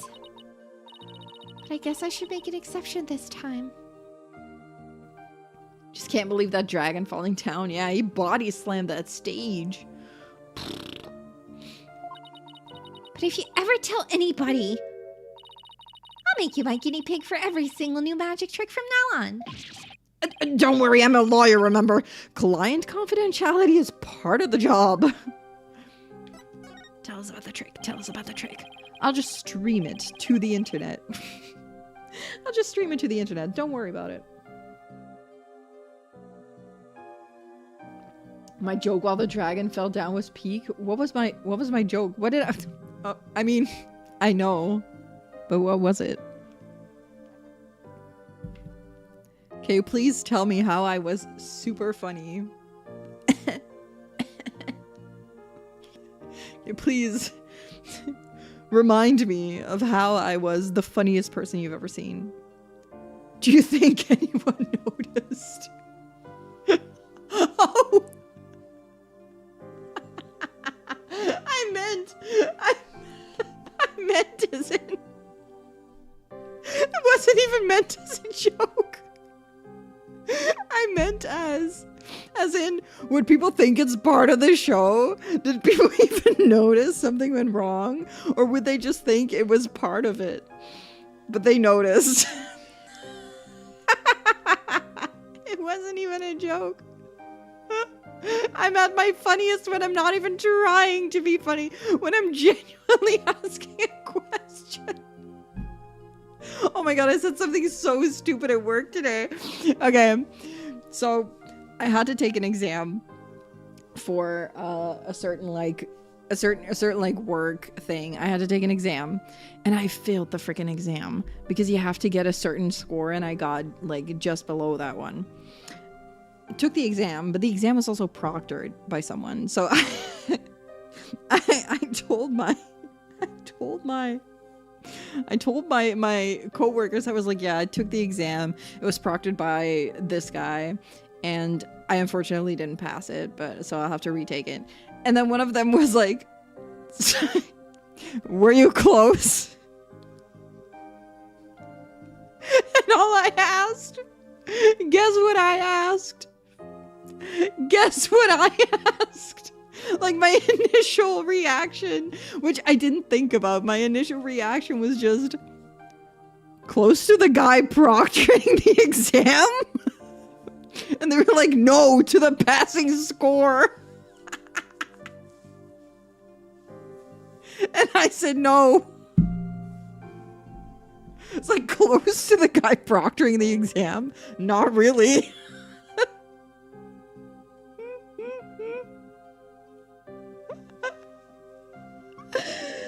Oh my god.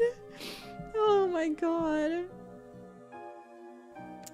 Not my brightest moment, but we had a laugh about it. And it was like the moment I said it, the moment those words left my mouth, I thought to myself, obviously not what she asked. Obviously she meant like, was your score close to the passing score? She was like,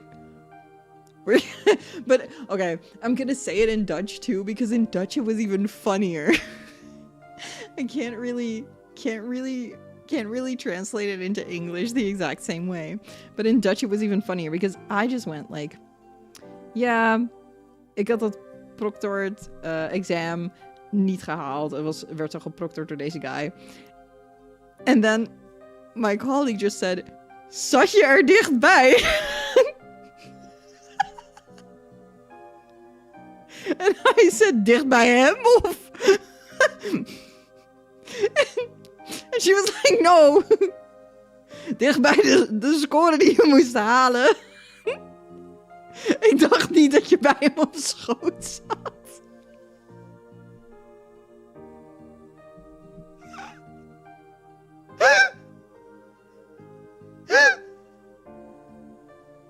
It's even worse in Dutch it is.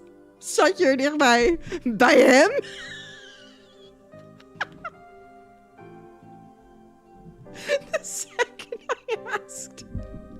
The second I asked, I was like, obviously not what she meant. But I had already said it.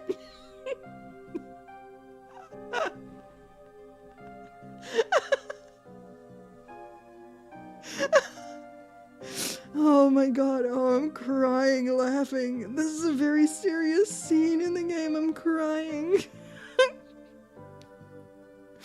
Anyway, Wasn't the brightest today, but you know, it's fine. We have our moments. Sometimes you just commit to the bit. Exactly. Sometimes you have to commit to the bit. Anyway, let's call this trick Trucy's Great Escape. How did you get out of the coffin? All right, here it goes. I'll reveal the trick just for you two. Prepare yourselves for an exclusive explanation by magical girl Trucy Wright. Oh, There's a secret trapdoor in the stage that leads down to the understage passage. a trapdoor. So when did you slip down into the understage passage? Remember when Mr. Hat was on stage holding a sword next to the coffin? Well, by then, I had already escaped from the coffin and was waiting under stage. And while I was down there, I did several things to get ready for the next part. What a technique!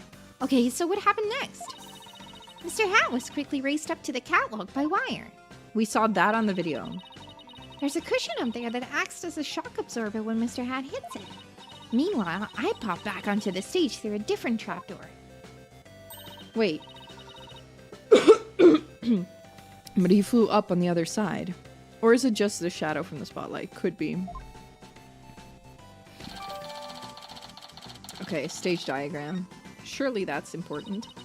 I had no idea all of that was happening. I was convinced you were still in the coffin. That's what professional magicians do. They make their audience see something that isn't really there. In other words, you make us see illusions, right? We call it misdirection. While we keep you busy believing one thing, we're busy making something else happen. What we say is there really isn't, and what we say isn't there actually is. Oh my god. Ugh. My throat is like, please stop talking. I get it, it's kind of like a magical bluff. But there's no escaping the fact that the victim's body was actually in the coffin. It wasn't empty like it was supposed to be. Double wall? Question mark? Yeah, that's the part I don't understand. The last thing in the world I expected to see in there was Mr. Rias. Could he have climbed in there by mistake? I should get back to asking Trucy about the accident. Can you tell us more about the victim? The great Mr. Rias.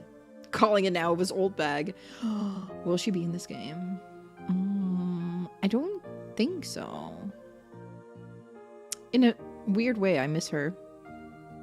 I'll have to check the lighting in the video. We do. Who exactly is this Mr. Rias? He said he used to belong to Troop Grammary, right?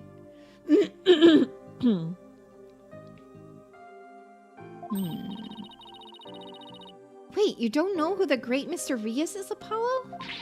He's super famous. He's all people talk about on TV. Really? I just assumed he was one of Trucy's assistants. Old bag without Phoenix and Edgeworth would not be right. That's true. Truth. Way to diss the dead, Apollo. So how did the two of you come to perform together, Trucy? Well, like I said, he used to be a member of Troop Grammary. He was a protege of my granddaddy, Magnify Grammary. So the TV station arranged for us to perform together this time because of that connection. Did he continue performing as a magician after he left Troop Grammary? No, he got injured while practicing for a show about 13 years ago. That's why he left the troupe. After that, he took a break from magic for a while. I'm pretty sure it's a recent thing, him getting famous again. I only started seeing him on TV again maybe last year. I had nothing but respect for Mr. Rias as a magician. I can't tell you how sad I am this happened. I can't imagine how traumatic it must be to have someone die during your big show. Oh, but hey! Don't worry, I'm fine. I have to stay strong for my fans. Huh? My bracelet is reacting. Uh-oh, people tend to unconsciously tense up when they're trying to hide something. And when I pick up on their distress, the bracelet around my wrist starts to feel tight. So I guess this means that Trucy's trying to hide something from me. Well, I guess I should give my bracelet a tap with Y. Why, though? Okay. Okay, I can see things others can't. The slightest twitch, gesture, or change in expression. Yes, I can see it all when I'm concentrating intensely like this. And when people are feeling nervous, they sometimes reveal a certain habit or tell. I'll just shift my viewpoint around until I find Truzy's tell. Oh, her eyes are shifty. Yeah. Oh no, she's stressed. Okay, I think I found her telltale tell. Now to listen carefully to every word and see what she gets shifty-eyed over. Then I'll perceive whatever she seems nervous about to get to the bottom of things.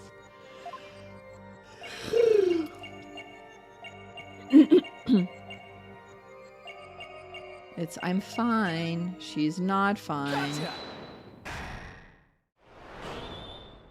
She is so not fine. Come on, Trucy, you should know by now that you can't hide anything from me. That's an annoying person to be friends with, actually. Don't tell me that your bracelet reacted. Yup. Here, I thought my smile was going to do the trick. Looks like I broke the first rule of being a magician. A true entertainer always keeps a smile on their face, right? I remember hearing you say that before. That's right. It's a grammary motto that my daddy used to say before he passed away. I'll never forget it. It's one of the few precious memories I have of him. You can't keep everything inside, Trucy. You'll burst. Why don't you tell me what's bothering you?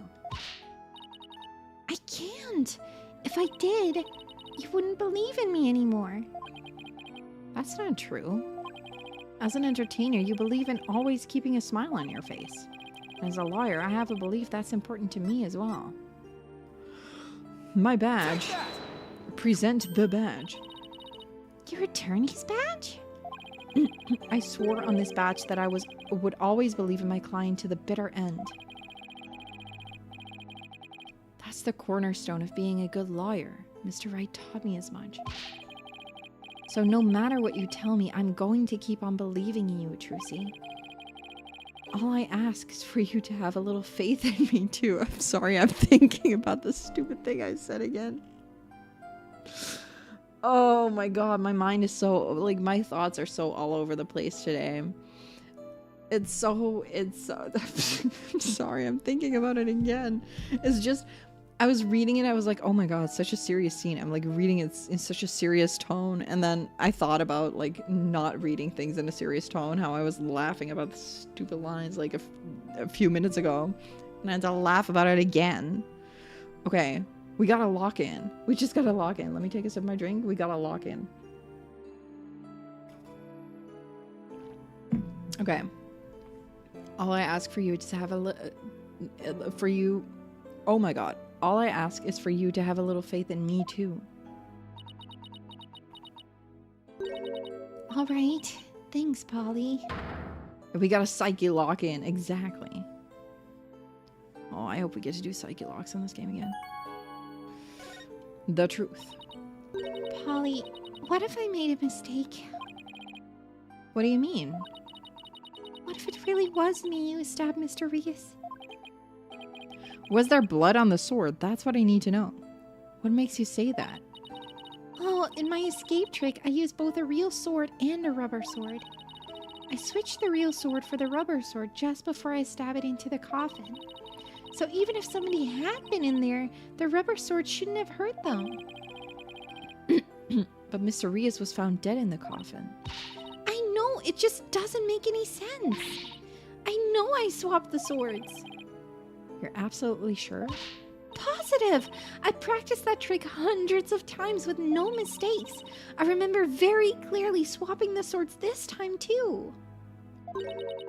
Wish we could interview that guard that has stood there for like 60 years. Yes. It's like, man, I've seen and heard things. But could I have made a mistake this time? Could she really have? She's doubting herself. Well, I'd better get going. Huh? Where to? To practice my act, of course. The show's only a few days away. You're really pushing yourself. Didn't you practice until late last night too? Yep, because everything's gotta be just right. Maybe I really did kill Mr. Rias. Trucy. The worst possible mistake I could make. Such a horrific accident right in the middle of my show. And yet, all I can think about is, now that this has happened, Trip Grammary will get his performance rates pulled. There'll never be another show.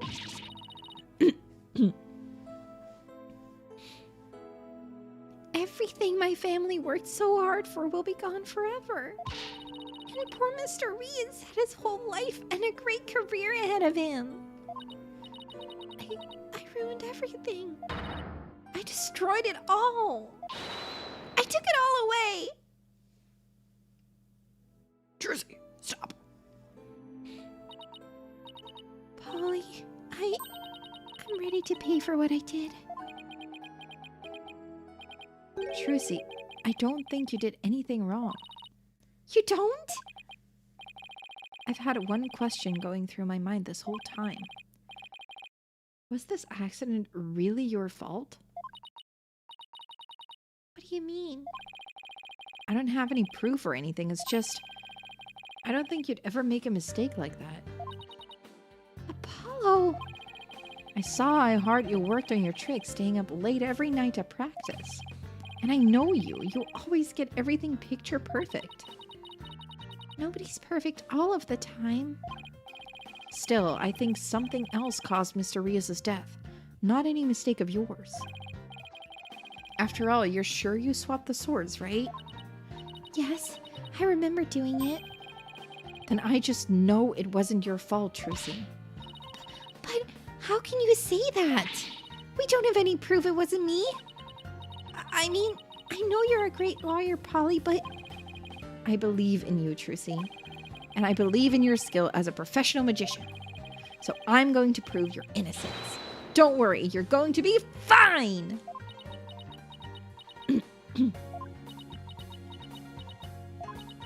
Oh, is she crying? She is. Oh, she's just a baby. Thank you, Apollo. Thank you for believing in me. I'm going to believe in you too. Good. I'm sorry.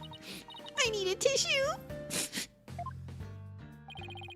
I've never seen Trucy cry like this before. Oh, poor girlie. Look at her. She always seems so strong. But maybe sometimes she's just putting on a brave face. She's still just a kid after all.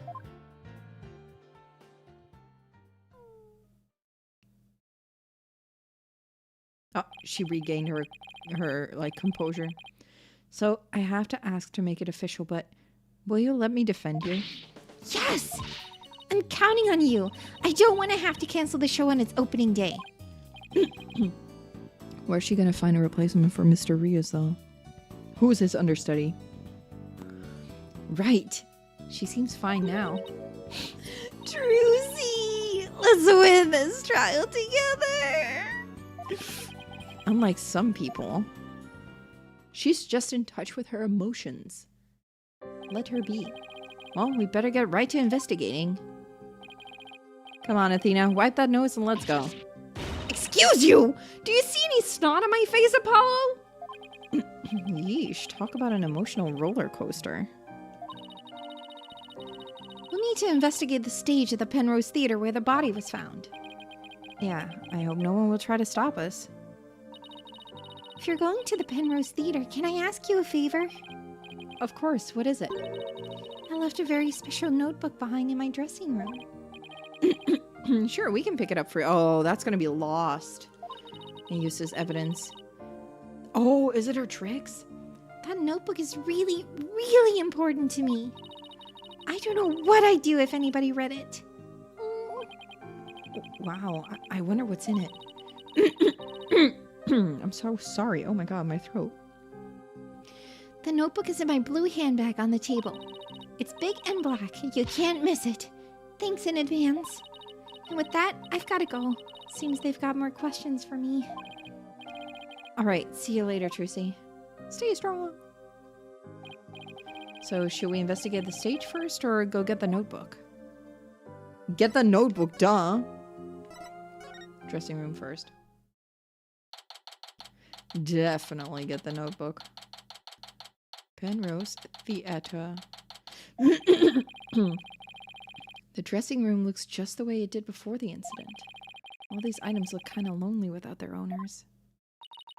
We have to find Trucy's notebook for her. Let's see. She said it would be in her blue handbag on the table, right? We should see what else we can check out while we're here. But first, the notebook. Oh, here's that handbag Trucy was talking about.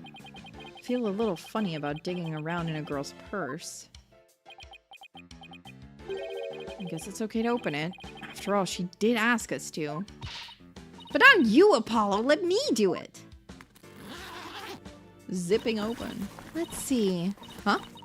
No, not this. What's this? Oh, wow. She has... Oh, Trucy, you are bad. What is it? I want to see too. That's funny. She said it was a black notebook, right? But there's nothing like that in here. Maybe Trucy was wrong about where she left it. Let's keep looking around for it. Ruh-roh. Look at all these costumes. I bet they're all Trucy's. Ooh, could you tell by the scent? Are you like some kind of bloodhound or something? I'm her assistant, not her pet.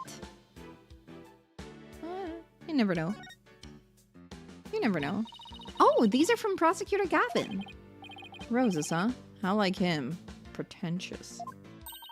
They might be pretentious, but you know what? He makes it work. Apollo's jealous? Apollo, I've noticed this for a while now, but you get awfully prickly when it comes to Prosecutor Gavin.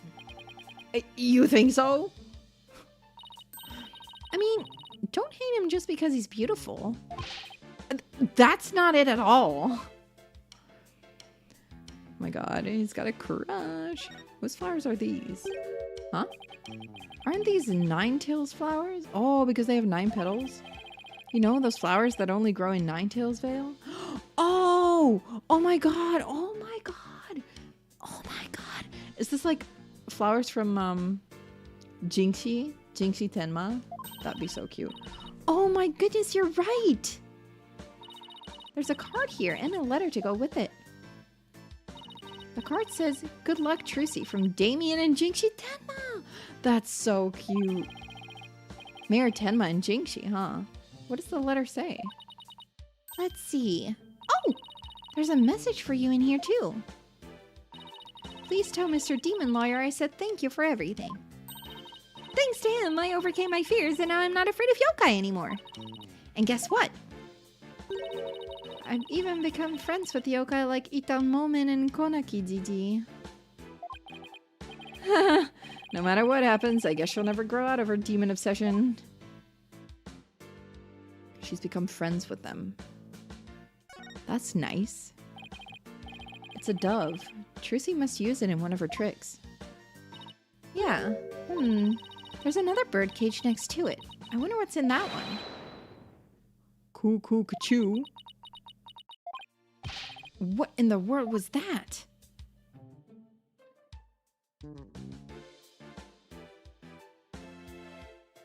Are we not going to take a look? Apparently not. Trucy put some posters up, I see. Oh, here's one of Troop Gramarye. Yeah. Troop Gramarye, magical menagerie, huh? Looks like a bunch of folks dressed in outfits a bit too gaudy for their age, if you ask me. But isn't that pretty much how all the best magicians dress?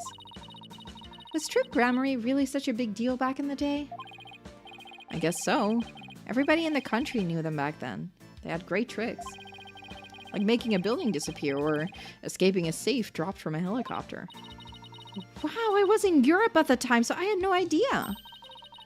But if even you know about them, then they must have been really, really famous.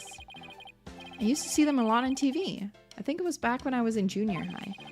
The one in black was the original leader of True Gramarye, Teresa's grandfather. His name was Magnified Gramarye. The one in pink with the mustache, that's Zach Gramarye. Teresa's late biological father. Oh, and look, there's Mr. Rias. So this poster's from back when he was a member of True Gramarye, huh? How old is that man then? Do we have... Oh, we don't know how old he is. How old is he? How old is he? Clicked on stream, see different colored magicians. Never change, Ace Attorney. Never change. Also, hello. Hi, Laws Vader. Welcome, welcome. Ace Attorney, never change challenge. Please. Please. Ace Attorney 7, please. Tracy said he left the troupe after he was injured during a show or something, right?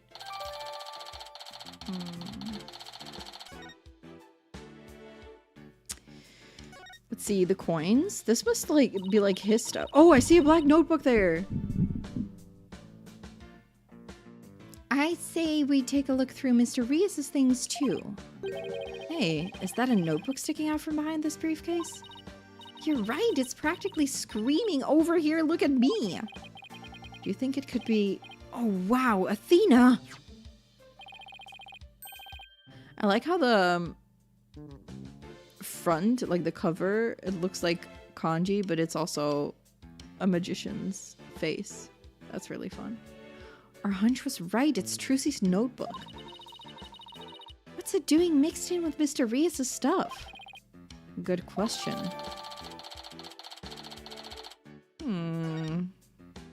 Did he steal it? Athena, goddess in the arena. Unmatched, witty, and queen of the best strategies we've seen. Oh, she's queen of emotions. It's locked. I guess that means we can't read it. I wonder what kind of secrets are in there to make her want to lock it. A girl her age needs her privacy. Besides, everybody has a secret or two they don't want others to know about. If there's anything in there about kisses or crushes, I think Mr. Wright would cry.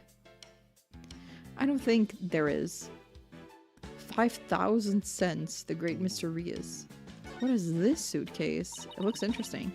Look at all this stuff. I bet it belongs to that bunny assistant we saw in the show. Oh, is it like her makeup and stuff? Wow, that's a lot of stuff. Does she really need all of that? I mean, I don't think I've ever seen so much makeup. When it comes to sheer number of items, your desk back at the office isn't any better. Those things are the natural accumulation of 2 years of work, and they're all necessary. Really? Instant noodles and crackers? Yes, you need a little snack. Of course, I need those for when I have to stay at the office all night prepping a case. And the comic books too? Oh, of course I need those too. Manga these days are super realistic and informative. I need them for research. Uh-huh, I see. So you need to research street fighting and the funnies, do you? The bunnies. Look at the bunnies. Oh, look at the adorable little bunnies. Rabbits, huh? I used to have a pet rabbit. Really? You? You sure don't look the type. What do you mean? What's wrong with me having a pet rabbit? I used to have a pet rabbit too when I was a child. Aren't people who have rabbits as pet usually the quiet, sensitive type? Oh, well, pardon me for being so loud and insensitive. Yeah, Apollo, do something about it. What do we have here? Oh, that's Bonnie's notebook. Oh no, it's not her notebook, it's her script? What's this, a script of the show? It says Bonnie, so it must belong to that bunny assistant we saw in the show.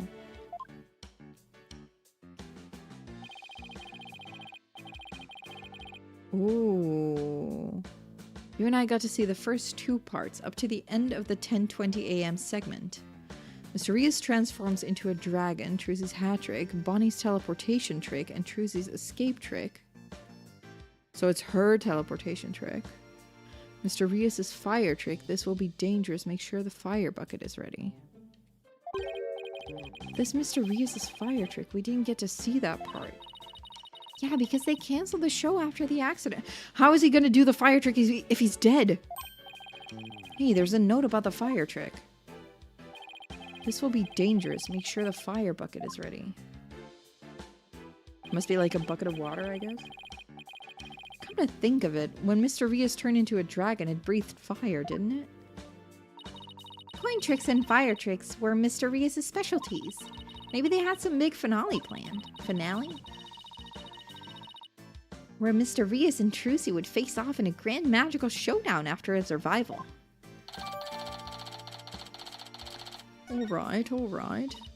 Well, we've examined just about everything, I think. Looking through other people's stuff was so thrilling, like I'm doing something naughty. I know what you mean, just don't go poking around in my things at the office. Why? What do you have to hide? I don't think I like how her eyes lit up all of a sudden. Anyway, we'd better get this notebook to Trucy. Yes, let us do that. Are we also going to go back to the stage first? Let's do stage first. Nobody's gonna read the notebook while we have it anyway.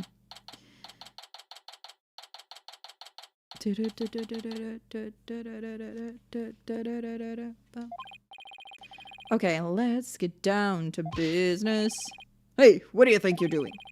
We're the attorneys for the defendant in this case. Is it all right if we examine the scene? Of course it's not all right. I don't care if you're the defense or the president. No unauthorized investigations. Oh, come on. It wouldn't kill you to let us take a little look around.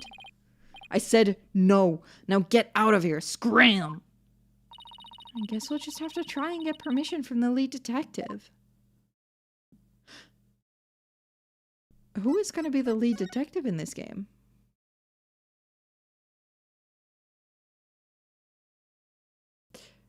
Because the detective we had last time... Oh, Truce is not here. Okay. The detective we had last time is... not working. Take a wild guess. It's not Gumshoe. He's not in this game. Actually, Bobby Fulbright. Let me think. Who else do we have? Miles Edgeworth is chief prosecutor. He's not like detective guy. Who else do we have? Detective.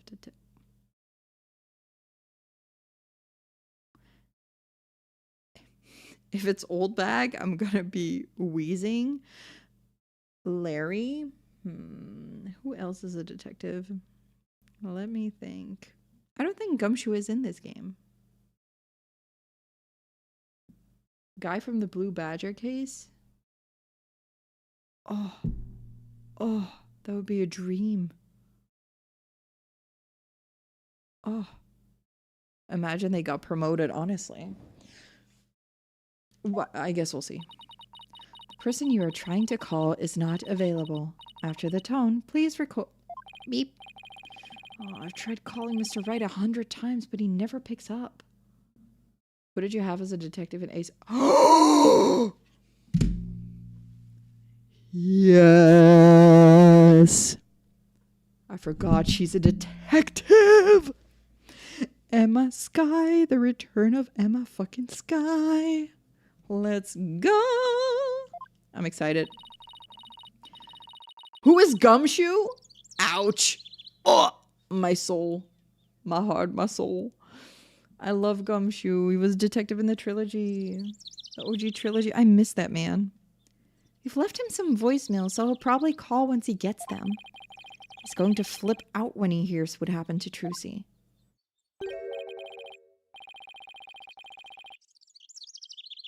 Hey, this is the place, the theater where the magical murder happened. Oh yeah, wonder if they brought the dead body out yet.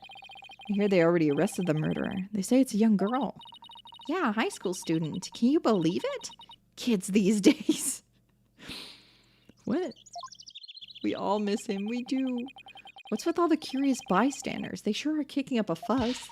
How dare they call Trucy a murderer? They've got some nerve. We can't let people think that about her. We have to defend her. A Apollo, is that you? Is it... Oh, this is Emma. There she is. Yay. Yay. Emma? I forgot what voice I gave her, but we can do like One-san voice, right? She would have like a One-san voice kind of.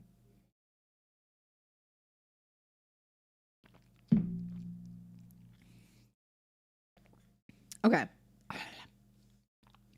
My love. It's sure been a while. How have you been? Oh, can't complain. I haven't seen you in ages. Emma's not usually in the best of moods, so I never quite know what to do or say around here. Well, we have some business to take care of, so I guess we better get going. She finally got her dream job. Yeah, now so now she's happy. Hey, wait a minute. What? Was it something I said? You're darn right it's something you said. What's with you brushing me off like that? We've got heaps to catch up on. After all we've been through, you're not still mad at me about something, are you? Sorry, I didn't mean to upset you. Who's this, Apollo? A distant cousin or something? Have they never met? No, Emma's a detective I've had the, pleasure of working with before. Hello, I'm Emma Sky, forensic investigator.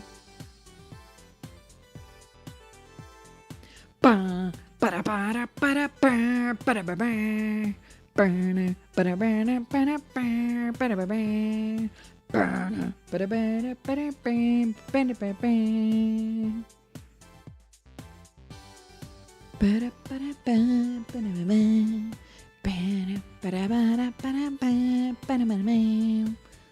sorry. Does this mean we're pulling out the luminol? You bet. What? So you're finally a full-fledged forensic investigator? Yeah, I finally achieved my lifelong dream. Look, I even have an official forensic investigator armband and everything. That's great, Emma. I bet the exam was really hard, huh? Oh, it was a cinch. Really? Because I thought you said something about failing it over and over. Well, never mind that. The important thing is I'm not a plain old detective anymore. Oh my god.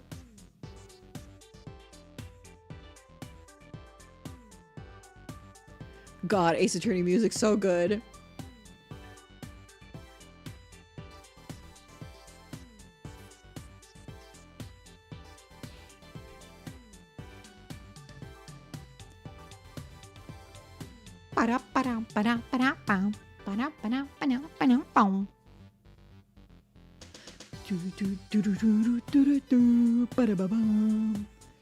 Okay, sorry. So no more boring old investigations for me. I'm so happy I could hug the whole world. Coming from you, that's really something. Criminals beware. Fingerprinting, luminol testing, DNA analysis. Emma Sky is raring to go, so bring it on. Wow, I guess it's goodbye, grumpy clouds, hello, fanatical sun. She's very cheerful, isn't she?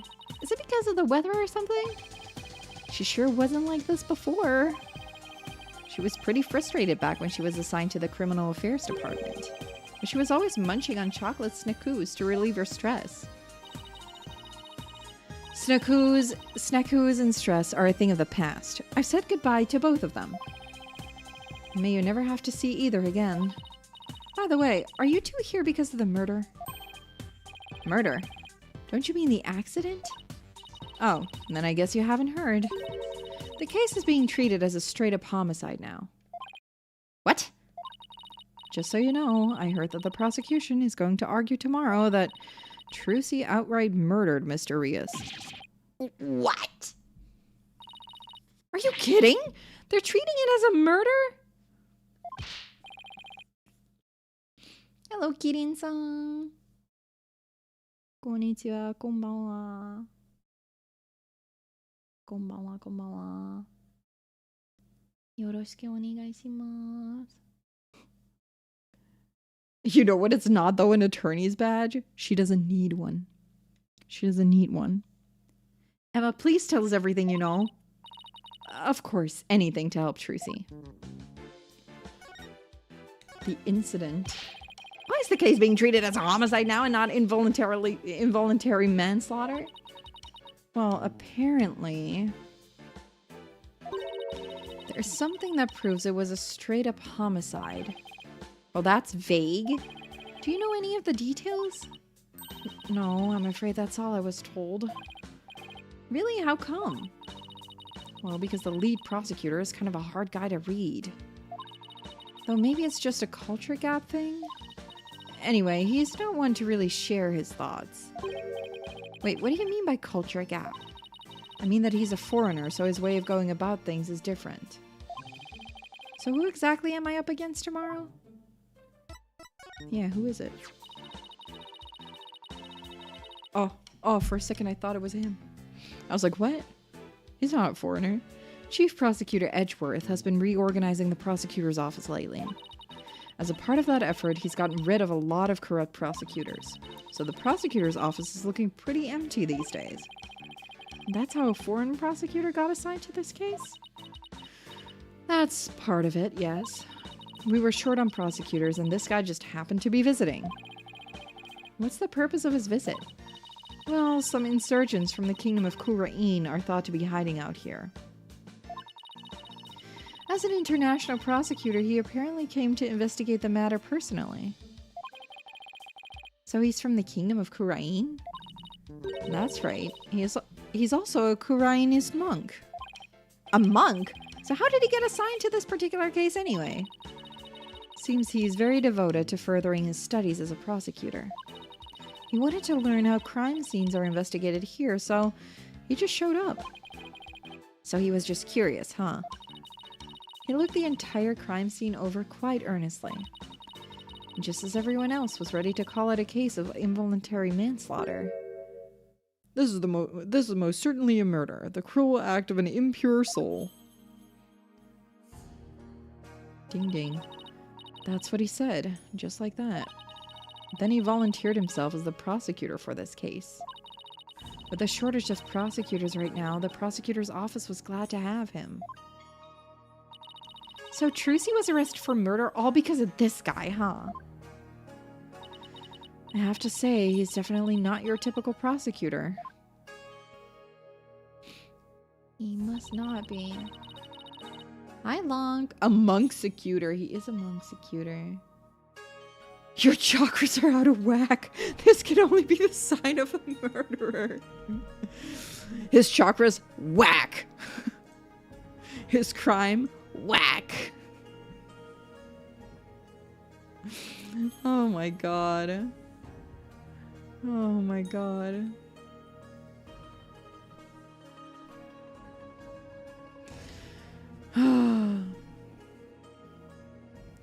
He says court is where a victim receives their last rites. Waxecutor.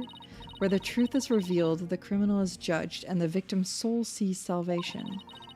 Receiving last rites in court allows the victim to finally rest in peace, or so he claims.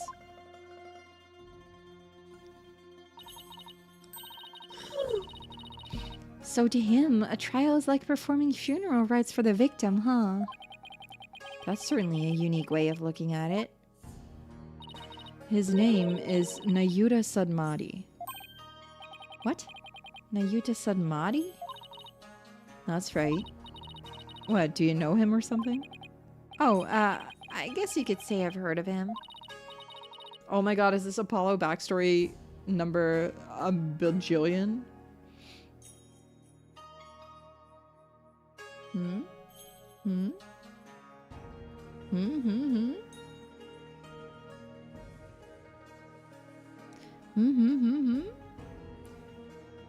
Yeah, well, he is pretty famous. Really? Yes, they say he travels the world solving difficult case after difficult case. Where there is a hard case to crack, he's called in to prosecute it. Wow, it sounds like he's going to be tough to beat. I can't believe this. I have to stand in court against him? He seems like a very kind and gentle person, though. Apollo, just as in the ever-shifting backstories, truly, what the heck? He's very polite and understanding to everyone he talks to. Oh, so he's a pretty agreeable guy then.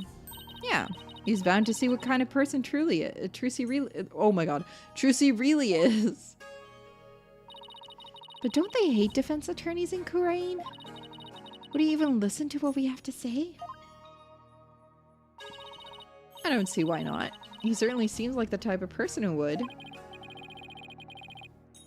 Even so, do you think you could do us a favor, Emma? Could you tell Prosecutor Submati about Trucy, about what a good person she is? Of course. Leave it to me. I'll make him understand there's no way Trucy could have committed murder. I hope he listens to reason. Me too. What about you, Emma? Congrats on finally becoming the forensic investigator you always wanted to be. Thanks. I failed that exam so many times, but I finally did it. I can finally use my forensics kit openly whenever I want. Oh yeah, you used to have to stealth use a kit you sent away for. Well, I still use that one too. But now it's more of a hobby kit. It's important to have hobbies too, you know? So basically nothing's changed. Are you kidding? I don't have to worry about getting in trouble for taking fingerprints for fun now. It's positively life-changing. I can take all the prints I want. Are you sure you're allowed to do that?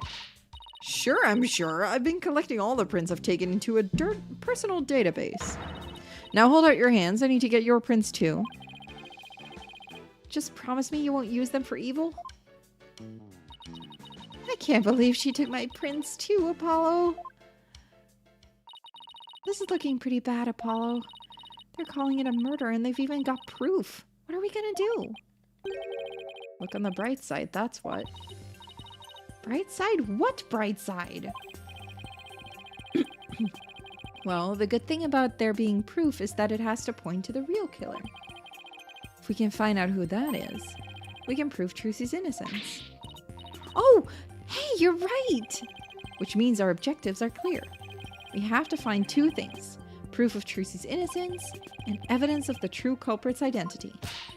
You know what, Apollo? You're starting to give me a glimmer of hope. That means there's only one thing to do. Emma, would it be alright if we investigate the scene? If I said no, you'd just do it behind my back anyway, right? Would I do something like that? Guess the jig is up. Oh, alright. But I better come along. Who knows what sorts of mischief you'd get up to if I'm not there to keep an eye on you. Mischief? Sounds like Emma trusts you about as far as she can throw you, Apollo. He has been known to move things around at the scene of the crime, you know. What about you? You used to do all kinds of forensic tests on things without permission. There's nothing wrong with that. After all, forensics is always on the side of justice. How's that even remotely fair? Can we talk? No. Okay, so now we move to the crime scene. We take a look at that one. I'm excited. I'm excited. Penrose Theater stage. Let's see. All right, let's get down to investigating, shall we? Just make sure you don't move anything or I'll get in big trouble. Fine, I promise. To only move the things I have to. Well, I have my own investigation to conduct, but let me know if you need anything. She stands there? That's fun. It's been a while since we've done any investigating. Well, what are we waiting for? Let's dive right in. You do remember how to do this, right? If you don't, I can give you a quick rundown. Should I have Athena give me a rundown? No, I'm okay. Don't worry about me. I've got it all locked away in the vault up here. Good, and I'm sure it'll all come back to me too as we go along. Wait, wasn't it you who just offered to give me a rundown? We go and examine. Let's see. Ooh, we can get behind. Okay. Look at Emma working. I like that a lot. Okay, it's a sword. Let's take a quick look around. Okay, we've got three POVs. Let's see. First, the not so important things, I guess. We have one of these in the office too, don't we? Yeah, that poor magic prop we use as a shelving unit. I'd kind of like to see Trucy perform this trick sometime. Well, we both know you'd be the one in the box if she ever did. I feel bad for the prop, but it can stay a shelving unit in that case. Yeah, probably wasn't going to be important. If I click on Emma, do we talk to her? Emma, can I ask you a question? Shh! This is the best part. She won't even look this way. Oh, what a great prince! Another set for my collection. She certainly seems to enjoy her work, doesn't she? Yup. Okay, dragon. It's pretty cool. Set piece, yeah. This is what they call a set piece. It's a piece of the onstage scenery. It suddenly fell down after the body was revealed, if I remember correctly. Just as the brave heroine screams, the spell of the dragon breaks. Losing its wings, the dragon falls to the ground. That moment marked the collapse of Trucy's magical kingdom. Magic, huh? Yeah, sure. The timing was so perfect, I'd be genuinely surprised if it was magic. Yeah, probably someone just dropped it. Have a camera here? The video camera is pointed right at the stage. I wonder what it recorded. I want to take a peek, but Emma would... Oh my god, she's got her smartphone. Wow, this residue data is so fascinating. She's so fixated on that bloodstain data, her eyes are getting bloodshot. Quick, Apollo! While Emma's off in Forensics Fantasyland, let's see what's recorded on the camera. Is it the same video that we saw before? Yes, it is. I love this for me. We get to see the video again! Ah ha ha ha ha ha! Again! Ha ha ha ha ha! Again! Ha ha ha ha ha! Again! Let's take a look at the shadows, though. It's definitely not the stage shadows. Just like flying up. You can see the Mr. flying up. Mm-hmm. Mm-hmm. Mm-hmm. Mm-hmm. Yes, yes. Yes, yes. Yes, yes. Uh-huh. Mm-hmm. Yes. Mm-hmm. Yes, yes, yes. Mm-hmm. Mm-hmm. So another thing flying up. 2 times something or someone flew up. Same video we saw on TV where you can't see the body at all. Apollo, did you notice a strange shadow in that footage? No, why? I did. I did. I don't think it was my imagination, but I'm pretty sure I saw something. Strange shadow, huh? I wonder what it was. We did. We perceived. Ooh, I've seen something like this before. It's like that game where you stick swords into a barrel until a little man inside pops up. Huh, that doesn't sound like any game I've ever heard of. Really? It's pretty famous in Europe. Did you have anything to play with as a kid? Oh, you know, as simple Americans, we're happy with just a hoop and a stick. Are you guys? Confirm, please? Americans confirm? It's like Dora the Explorer. Did you see the mysterious shadow? Oh my god. Did you see the door with the rocket? It's Ace Attorney 5 all over again. Did you see the shadow flying up? Oh hey, this is a curtain. I wonder what's behind it. The backstage area. There's magic equipment and stuff like that back there. I'll open it a crack and check it out later. You weren't thinking of opening that curtain, were you? Oh, me? Would I ever do a thing like that? Rats. Guess I have to ask her to open it for me later. Okay. Okay. I think we got everything on this side. Oh, whoops. Got everything on this side. So let's look at the back. Hmm. Wow, this dragon is a lot more handmade than I expected. Yeah, well, I can't tell you how many hours I put into that freaking thing. What? You made it? Trucy had me help put it together, you know, as her assistant. She has you wrapped around her little finger, doesn't she? Trucy's smile is some kind of magical power that makes it impossible to say no. She's just very cute. She's just a sweet girl. You'd do anything for her. Sword. Oh, that's the bloodied sword. Okay. There's a sword here. It's covered in blood. Must be the murder weapon. Tracy said she was sure she switched it out with the rubber sword. Unfortunately, this one certainly doesn't look like it's made of rubber. Hey, Emma? Were there any fingerprints on the sword? Let's see. According to my data, no prints were found. That could be because the culprit wiped them off. Come to think of it, Tracy was wearing gloves during the show, so she certainly wouldn't have left any prints either. No. Something isn't right. Just doesn't make any sense. What's the matter, Apollo? You're making that weird thinking face again. Yeah, the investigation music is good. How did what should have been a rubber sword get switched with a metal one? Plus, the timing of that dragon set piece falling down... Wasn't that just a little too convenient?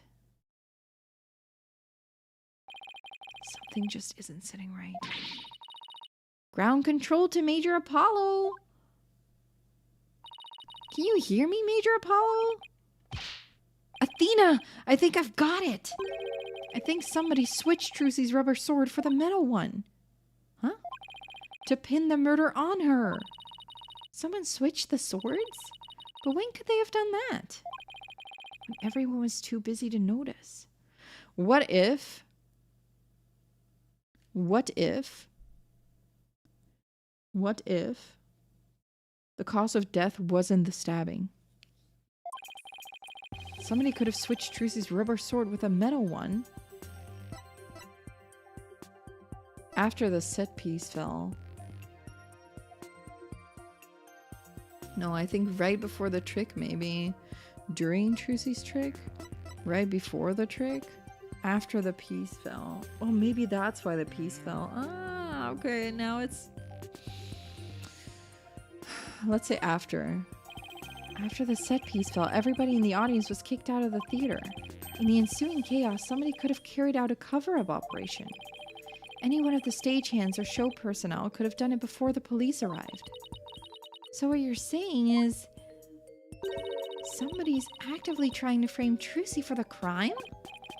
Yes, some disgusting individual is trying to get away with murder. So it's someone related to the show. There's definitely a very high chance of that. Now, if we could just figure out who it is.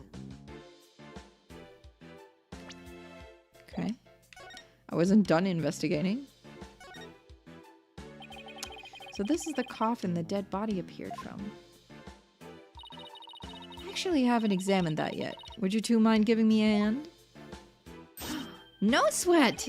Tracy said the coffin was supposed to be empty when she stabbed it. So how did the victim even get in here? I bet there's a secret door or something. Sure, it's an oddly shaped thing, isn't it? Who knew it could unfold into something like this? Well, I heard that since it's used for magic tricks, the left and right panels are made to be interchangeable. Okay. How that helps with magic tricks, though, I have no idea. I'm sure they make use of it in some way we can't even imagine. But what is left and right? Oh, okay. It's like the side pieces. I mean, obviously. But I thought maybe the coffin-shaped pieces would be considered the side pieces. Apollo, look, there's a secret door in the back panel of the coffin. Do you think Mr. Rias could have entered the coffin through there? If he could have done it without Trucy noticing, then maybe. It's like two magicians trying to out-magic one another right under each other's noses. And we know nothing about magic, so this is gonna be rough. A white outline, huh? So this is where the body was. What exactly did it look like just after the incident occurred, I wonder? Oh, I have a photo of the crime scene. Here you go. He was stabbed in the back.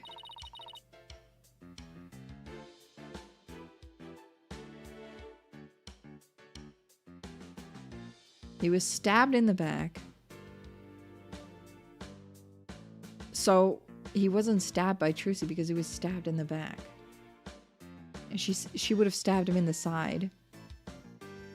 I like how even his socks are like green and purple but swapped. That's cute. Also, he was hanging from something.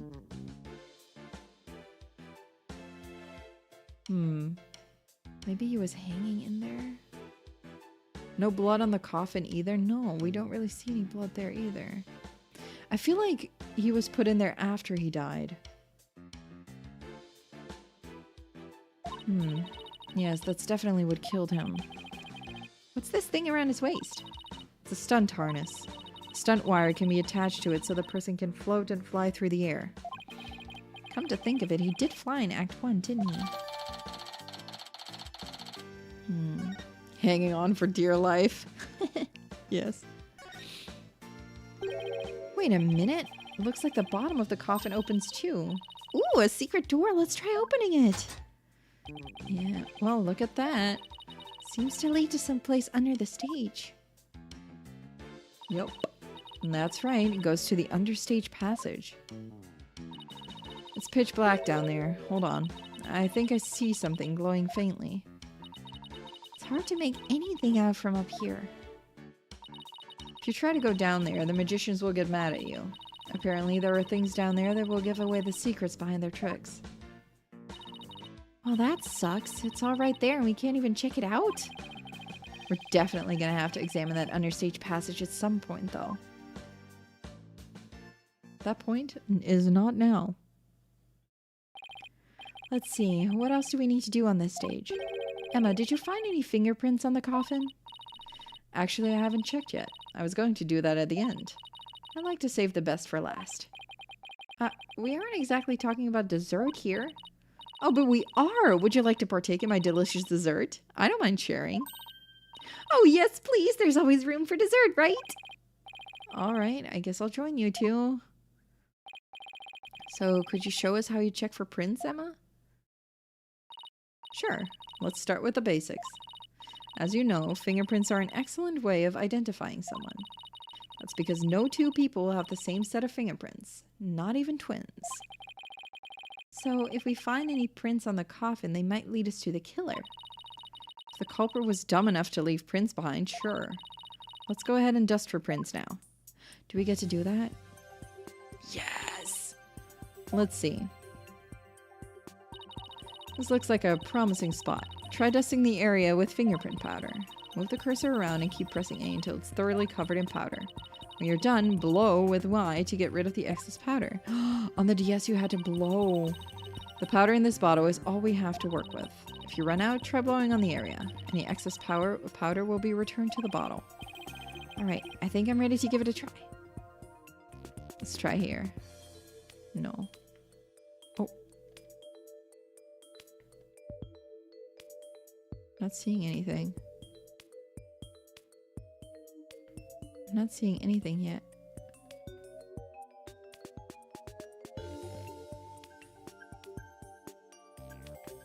Maybe just black out this area. Put some there. Put some at the side. And we're gonna blow it all off. Oh! Found some prints. Looks like the fingers of somebody's left hand. Now let's try comparing these with the ones we have on file. First, switch to Analyze mode with LB to select a print. Next, select the print you want to analyze and confirm it with A. This one. Doesn't look like there are any prints. What? Okay, well, this one then, I guess. Got a pretty clear print here. I wonder whose it is. I have the prints of everyone involved in the case right here. Just choose the person whose prints you'd like to compare the sample against. Oh, I missed this. This was so fun. Well, the last person who was in the coffin was Mr. Rios. Oh, it's his fingerprints. Wow, his fingerprints are circular. They look a little bit similar. Very different. Very different. Very different. Same. Analyze. There we go. Beep, beep, beep, beep. Oh, I like that. That's really fun. Match found! Looks so nice. Bingo. Looks like the prints belong to the deceased, Mr. Rios. Well, if we found prints here, maybe we can find them elsewhere on the coffin too. The other side. Guess I'll try dusting for more prints. It's his left hand there, though. Let's remember that, guys. His left hand was on the right side, I guess? So he must have stood there. Oh, interesting. This is... Oh, we're gonna have to, like, left and right this case again. We need more dusting?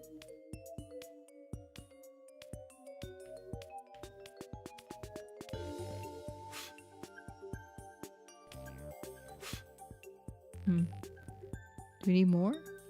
Switch to analyze? Oh, I can just switch to analyze. They're not giving me the prompt this time. There, I found some. It's a right hand on this one. Yeah, the sides are interchangeable. Yeah, that's definitely gonna be something. These prints are apparently Mr. Rios's too. Shall we try looking for prints on the outside of the coffin now? Yes, let's! Probably gonna be Trucy's, huh? This time you'll be able to rotate the coffin and look at it from different angles. That'll give you the chance to examine it thoroughly. You can use the sticks to turn the coffin in any way which you like. Holding RB while using will let you jump right to where the action is. If you ever get stuck or confused, you can always reset things with the right stick. Okay. Oh.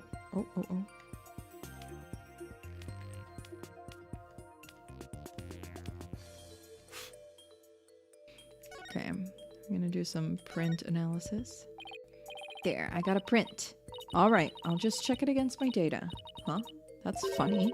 Doesn't match the prints of anyone involved in this case. Really? None of them.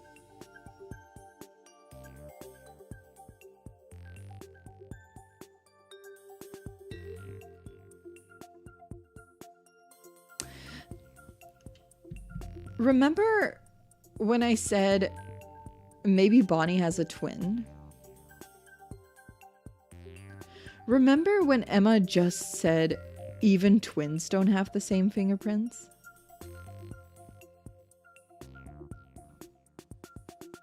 I'm not saying I've cracked the case, but I wonder if I can find any more prints.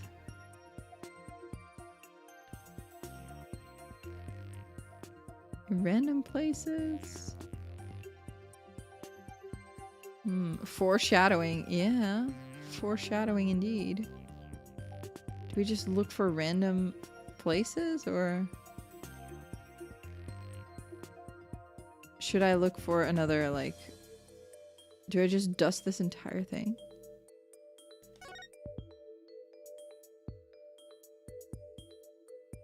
If I look at it while I'm holding the dusting thing. I'm gonna dust the secret door.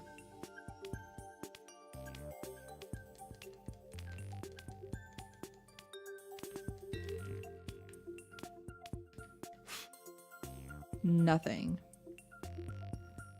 I'm gonna dust the thingy. Nothing there. I'm gonna dust here. Nothing. I'm gonna dust this place. just gonna dust this entire thing. Nothing there either. This door maybe? Like this is where you would open it, I guess?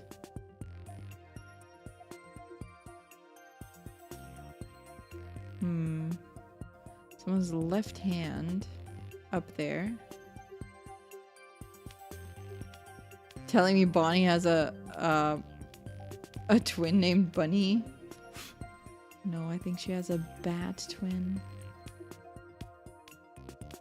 Anything there? Anything? Oh, ooh, ooh, ooh. I think we might have found something. Yup. Okay, nice. Nice, nice, nice. Found another print. Judging from its position and location, might have been made when someone put this lid on the coffin. Let's see now. There was one part during the show where someone put this lid on after Trucy had gotten into the coffin. Yeah, that must have been Bonnie, yeah? This print should belong to Bonnie. Yup. That is her fingerprint. Interesting. Secret door, secret door. Looks like the print belongs to that bunny girl. Come to think of it, she did put the lid on the coffin during the show. It's probably when she left her print on the lid. Yeah, she wasn't wearing gloves. Good to know. Looks like that's about all the prints we're going to find. To sum everything up, the prints we found belong to the victim, Mr. Rios, the bunny assistant, Bonnie, and some third unidentified person. But that's strange. We didn't see anybody else up there on that stage during the show. Does this mean some outsider was up there? Somebody unrelated to the show? I guess we can't really say at this point. Well, thank goodness we didn't find any of Trucy's fingerprints, right? That's only because Trucy was wearing gloves. Hey, Emma, there's something else that's been bothering me about the prints. Yeah. Don't you think there's something odd about Mr. Rios' prints? Odd? What's odd about them? Well, if Mr. Rios was standing in the coffin facing forwards... Yeah, that's what I was thinking too. Must have swapped around. He would have left prints like this, right? But when we look at the actual prints, they're the other way around.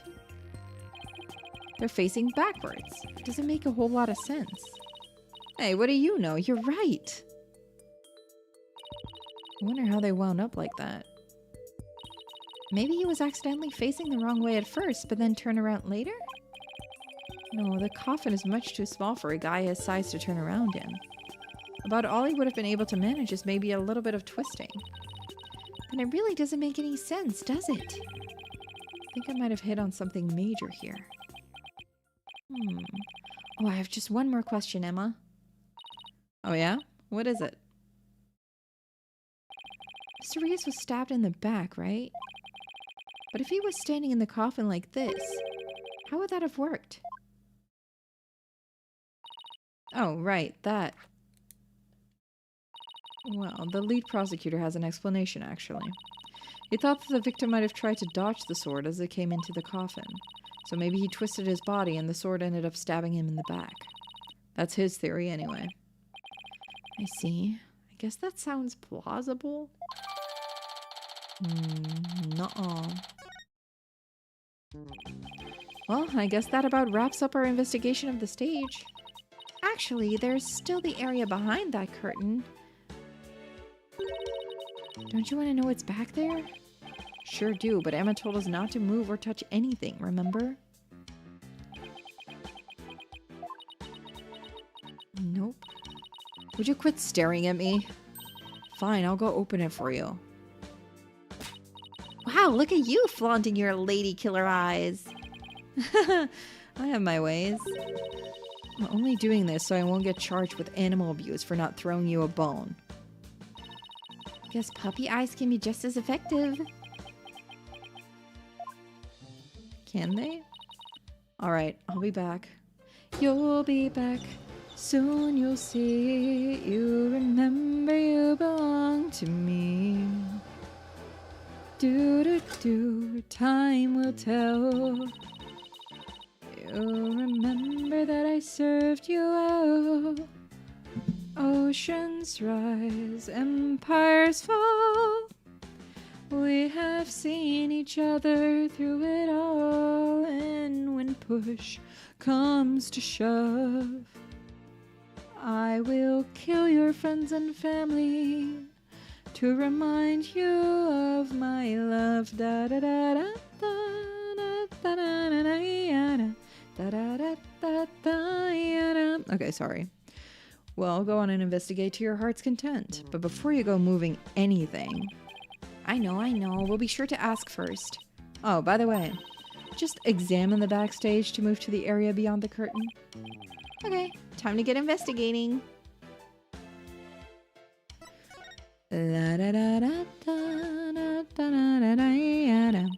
Seeing the stage this way kind of breaks the illusion, doesn't it? Just goes to show that some things are better left unseen. Ooh, listen to you sounding all grown up and stuff. Don't worry, I'm sure you'll have some cynical one-liners for your own someday too. Oh boy, I can't wait. Anyway, on to more pressing matters. Let's go examine the backstage area. Okay. I'm looking for like maybe a blood stain or something, but I can't really see anything. Why do they have a guillotine? Good question. It's a guillotine, but it's not real. It's just another one of Trucy's props. Wonder if it was supposed to appear in the show. Huh? You mean she didn't mention it to you? She said you were going to make a guest appearance on stage for her guillotine trick. No, I definitely remember not agreeing to something like losing my head on national TV. Thought you trusted that she never made a mistake. Hey, there's a coffin back here too. Looks like there's a stuffed dragon inside. No, wait, look, it's just an illusion. Ah, see, the dragon looks like it's inside. But it's really just painted on the front lid. Oh wow, you're right. It's really something else. If the show hadn't been canceled, we might have gotten to see this trick too, huh? Too bad. There's some things there for building, I guess. What happened there? A dustpan, a broom, and a bucket. Guess they use these to keep the stage tidy. I doubt that's what this bucket is for, though. See how it says fire on it? Oh, the fire bucket. Oh, I guess it's a fire bucket then. Yes, I heard the theater owner went out and bought that just for this show. When he heard there was going to be a fire trick, he flew to the store to get it.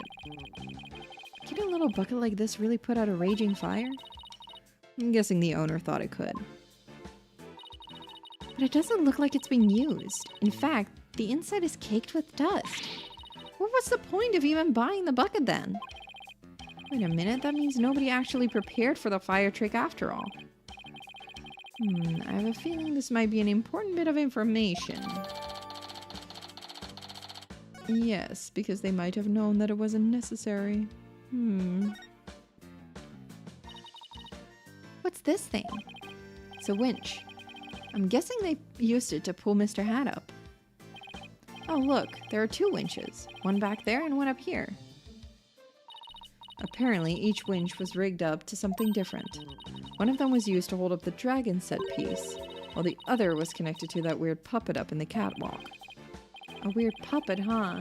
We better go check out the catwalk later. Ladder? Looks like this ladder leads to the catwalk overhead. Do I really have to go up there? Why don't you go up and check it out, Athena? I'm sure you'll like the air up there. Huh? Where in the world did you get that idea from? Wait a minute! Are you saying I'm an airhead? How rude can you get? That's not what I'm saying at all. Now up you go. I'll just wait down here. Okay, now I'm starting to get the picture. You're afraid of heights, aren't you, Apollo? Oh. Surprise sound. A step ladder? No, this is a regular ladder. Come on now, this is for Trucy. She needs us. So up to the catwalk we go. Well, I guess it's time to put on my big boy pants. And shit them. What do we have here? Oh, Mr. Hat. Bunny Moon. Are you alright, Apollo? You're white as a sheet. I'm fine. Don't look down, Justice. Don't look down. Those green things over there look like cushions. I guess one of them was used to absorb the force of impact when Mr. Hat zipped into it. Let's go check it out. Way over there? Yep. What's that? It's Mr. Hat. No! Look, Apollo, it's Mr. Hat! He's attached to a wire. Actually, didn't Trucy say something like they could quickly raise Mr. Hat up by wire into a cushion on the catwalk? Yes, they do. Maybe the stagehands pulled Mr. Hat up and left him here afterwards. A wire attached to his back. Looks like it's connected to one of the winches down below. Huh? Mr. Hat's cape is ripped. Yeah. Did that happen during the show? It's odd. It almost looks like it was slashed with a blade. Oh, the sword? How in the world did that happen? Didn't know Mr. Hat had a motto in this game? Yeah, apparently he does. Apollo, I see that you're trying to take this all in stride, and I respect that, but seriously, you're trampling like a newborn fawn up here. Get it together, man! I can't help it. Poor Apollo. These set pieces look like a rabbit and a moon. Although they kind of look like they could be a duck and a croissant too. I guess. I guess. What do they look like to you, Apollo? The Grim Reaper and a guy falling to his death. Come on, let's wrap up this investigation before your imagination catches up with you. Anything else there? Hey, look, there are cushions attached to the other side. Well, what are you standing way over there for? Come on over and look. You're not gonna try and push me off, are you? Seriously, Apollo? Come on, you'll be fine. Here, do you want me to hold your hand? Yes, actually, if you wouldn't mind. He's so baby. Looks like you're right. And Trucy mentioned something about this, didn't she? That a cushion was supposed to absorb the force of impact when Mr. Hat was pulled up.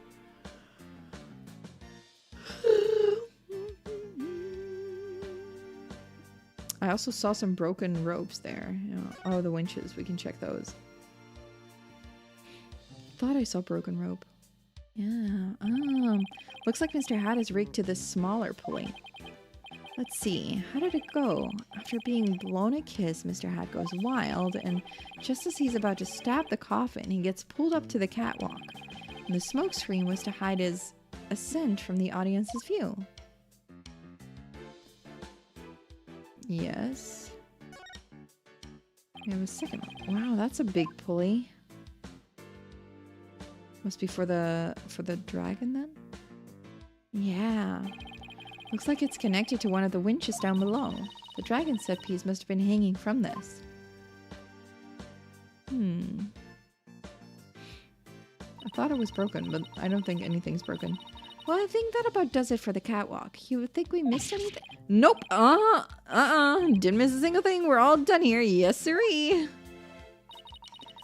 take it you're ready to go down? Yeah, I think we'd better. I feel a fainting spell coming on. Oh, brother. You don't need me to hold your hand again, do you? No, we can do it. We can do it. We can walk down. See, we got it. We're all good. There's a sign here that says understage. I bet these stairs go to the understage area. Trucy told me she and her fellow magicians call it the abyss. I wonder why. Who knows? Maybe because it's really dark down there or something? Ooh, I bet they've got all kinds of magical goodies stashed away down there. Come on, let's go check it out. Not allowed, I think. Huh? The door's locked. The entrance to the abyss is barred to mere mortals like us, huh? Oh well, that's what you call a swinging abyss. Too bad we don't get to see the sequel. All done? Pretty much. There's just one thing. The door to the understage passage was locked. Any way we can get down there? That place? They locked it up as soon as we police finished our investigation down there. If you want to check it out, you'll have to ask a magician. Well, Tracy's at the detention center, so she can help us. Guess we'll have to look for somebody else from the show. Okay. And I better get back to my own investigation. See you around. It's too bad about the understage area, but at least we learned a few things. Yeah, like one of your greatest fears. I wasn't talking about that. She's gonna use that to blackmail him. I meant how all the behind-the-scenes stuff is set up. Let's see. We found out there are 2 winches backstage. Mr. Hat was rigged to the first winch. And the dragon set piece was attached to the other one. And both of them were used during the show.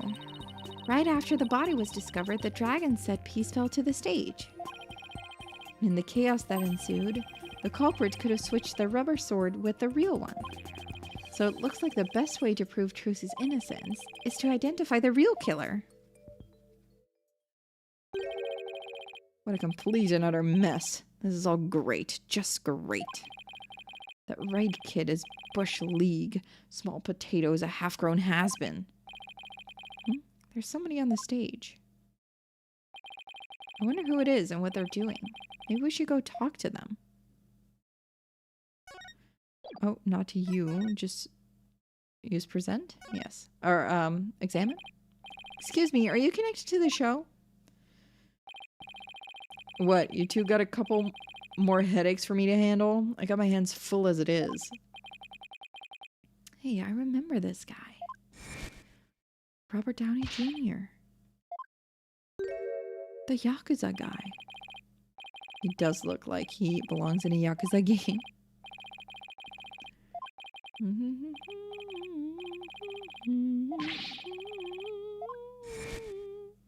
He wasn't too happy about that. This guy's design already makes you sus. Yeah, he does look a little bit sus.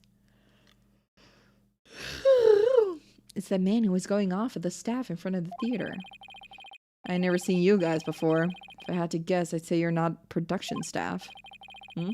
What's that I spy with my little eye? An attorney's badge. Well, how do you do? I didn't know you fine folks were lawyers. My business card, if you would. A charm to make your acquaintance, I'm sure. Oh, thank you? So you're from the TV station, I take it? Sharp as a tack you are! I'm the producer of this TV special. All my idea, by the way. I'm Apollo Justice, Trucy Wright's defense attorney. Trucy Wright's...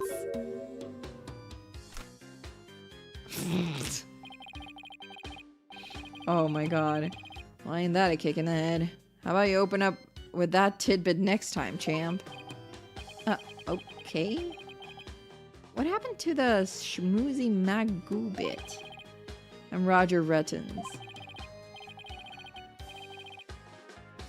Hold the applause and no autographs, kids. I'm on the clock.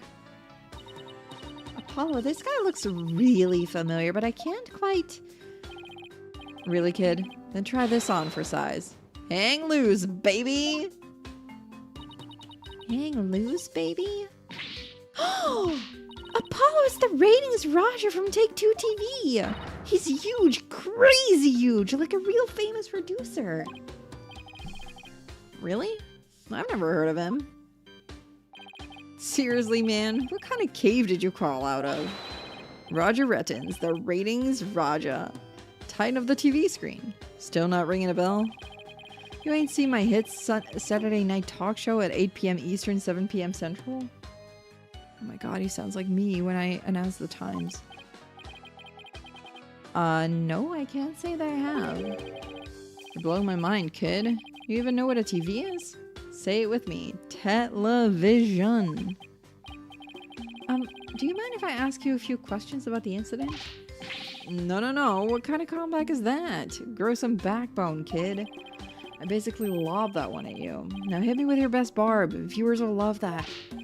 Come on, you gotta sell it. Sell what? Say something funny for the nice people at home. Go on. Hit me with your best shot. My best shot? We're rolling here. Hurry up before they change the channel. Chop chop. Okay, here goes. Talk to the hand. Kapow. Kapow? Really? Why are you pointing all dramatically like we're in court? I don't know. It just seemed like the thing to do. Oh.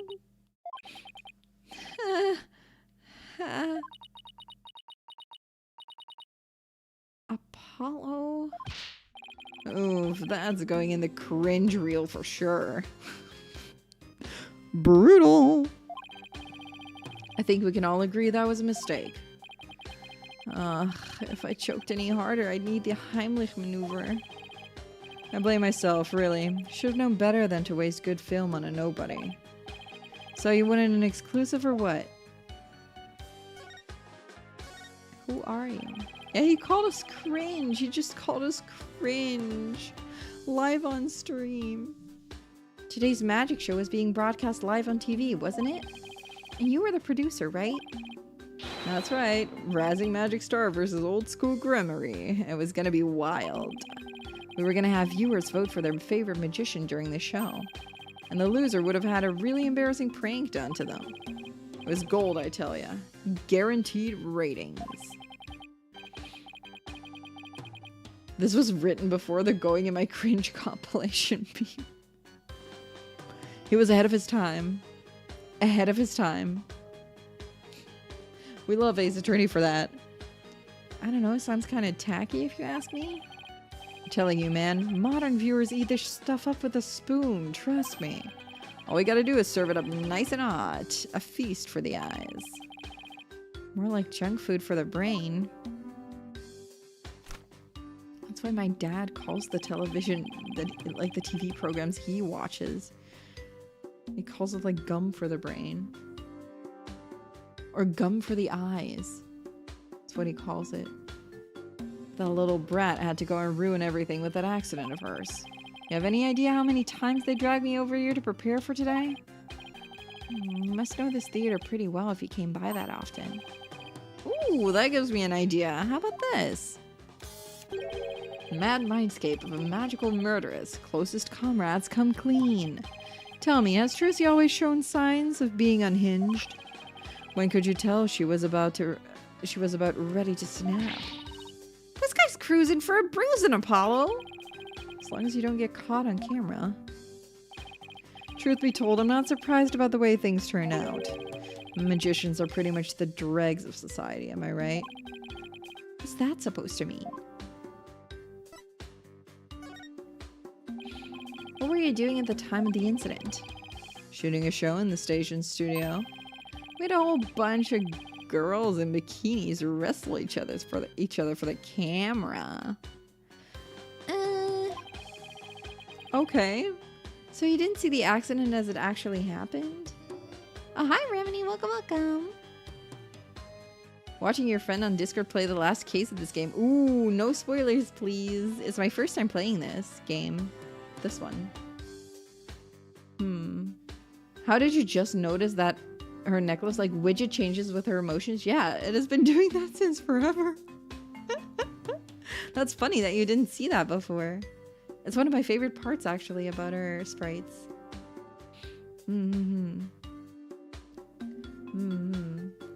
Yeah, good design, but this guy is setting himself up as the op. He is kind of sus, but I don't know. So you didn't see the accident as it actually happened? That's right. That's why I was shocked when I first got here. So he didn't hear about the accident until he arrived, huh? I'm guessing what you really want to know is whether or not I have an alibi, am I right? My staff at the TV studio can vouch for me. Why not go there and ask them yourself? You can give them my card and they'll let you in. So you have an alibi, huh? Good to know. He has fun sprites, though. Magicians are all a bunch of good-for-nothings, if you ask me. Con artists and thieves is what they are. They trick people, take their money. Coming from you, that's a rich pal. Magic tricks aren't the same as con jobs, you know? That's right. The people watching never feel like they're being cheated. Liars spout hypocritical nonsense. Big surprise there, lol. And post. Oh my god, this game was so ahead of its time. Did you just post about us in real time? Those Grammarys are all criminals. It's in their blood. Trucy Wright ain't no different. That girl's no good. She may look all sweet and innocent, but she's a stone-cold killer. Don't you dare talk about Trucy like that. You don't know the first thing about her. You won't find a sweeter, harder working girl anywhere, period. She's got the wool pulled over your eyes, I see. What in the world are you talking about? You'll see. I'll dig up the dirt and expose the dark heart behind that sweet smile. I'll prove those Grammary magicians are all a bunch of lowlifes. Yeah, what's his problem anyways? Honestly. Does he have a grudge against Trucy or maybe against all of Troop Grammary? TV is a window to the truth. It's not like the magic stuff or the streetwise charlatans that perform it. He got scammed once in his life because he was stupid, and now he just hates magicians because they remind him of him getting scammed once. Maybe a magician killed his parents. Okay, or maybe that. Or maybe that. Who knows? It's a shame. A crying shame, I tell you.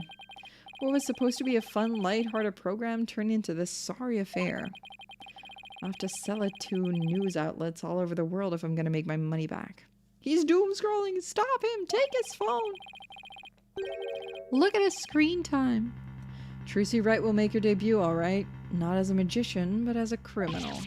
Oh, what? It's my duty to report it.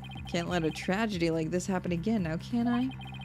Even if she gets off somehow, I'll make sure she never walks the streets again. We won't let that happen. We won't let you do that to her. We're going to prove her innocence in court. Listen to you acting all high and mighty. You're just another money grubber. I know how you lawyers do things. You'll stop at nothing to win. I beg your pardon?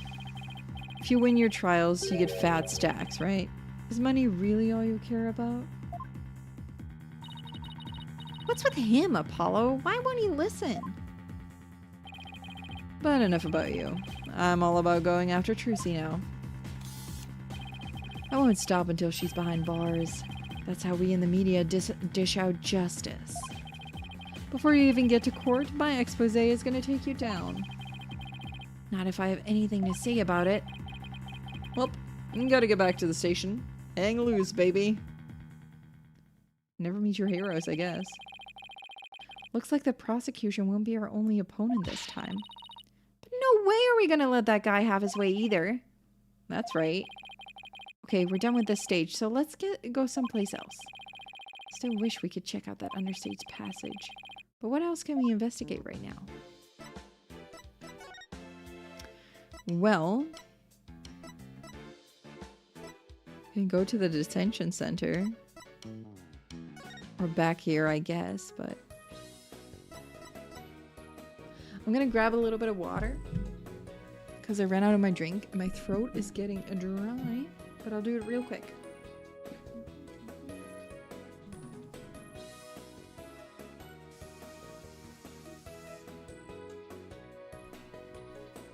There we go, I've already returned. Wow. Fastest water grabbing in the West. Maybe just detention center?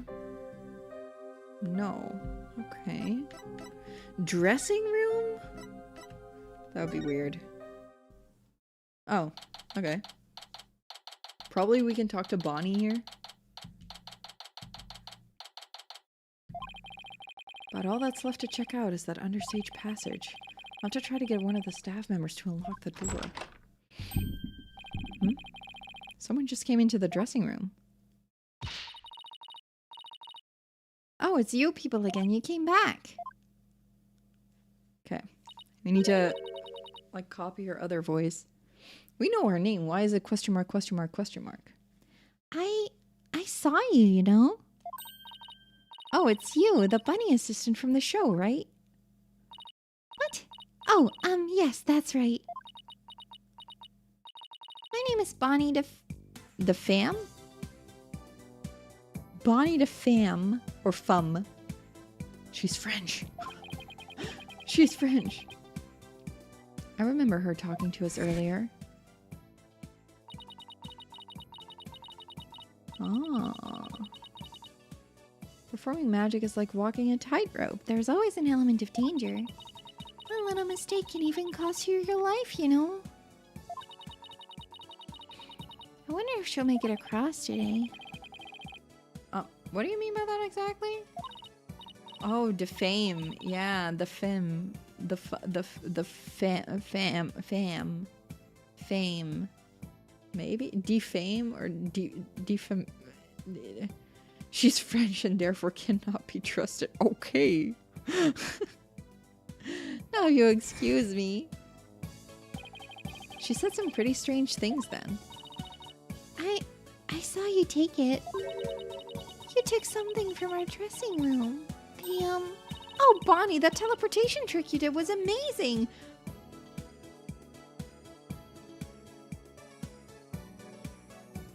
Fantastisch. That's how you would say fantastic in Dutch. Fantastisch. Let's go. I'm just gonna tell myself that it was the Dutch way. What? Oh, thank you. But what you did, stealing is... What other kinds of magic tricks can you do? Me? Oh, well, how about this?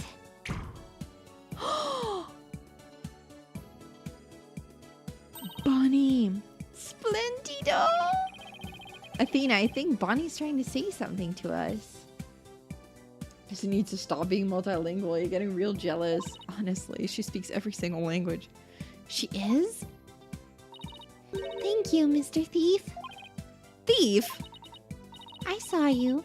I saw you take the notebook. Please don't take things from our dressing room. Huh? So it's true what they say. Thieves really do return to the scene of the crime, don't they? Thieves? I thought it was just arsonists in real life. Does that mean she really saw us, huh?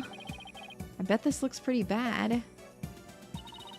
If you return what you stole right now, I wouldn't call the police. Oh boy. You've got it all wrong. We're Trucy's lawyers. She asked us to bring the notebook to her. Trucy's lawyers? Oh, I'm so sorry I called you thieves. If you really thought we were thieves, why were you still doing magic tricks for us? I can't help it. Whenever anybody asks, I just can't bring myself to refuse. Does that mean she's a real people person or that she aims to please a little too hard? In that case, can you tell us the secret to your teleportation trick? Well, I don't know if I should. Oh, I like her sprites. Oh!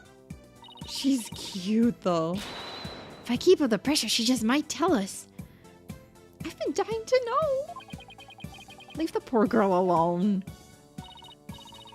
Are you investigating the case? Yes, that's right. I'm Trucy's biggest fan. I just love her to bits. I'd do anything to help her. We appreciate that. In that case, would you mind if we asked you a few questions? Hi, Bonnie. Tell us about yourself. You're a magician, right, Bonnie? That's right. My specialties are teleportation and this little trick right here. The bunny trick. There's no bunny.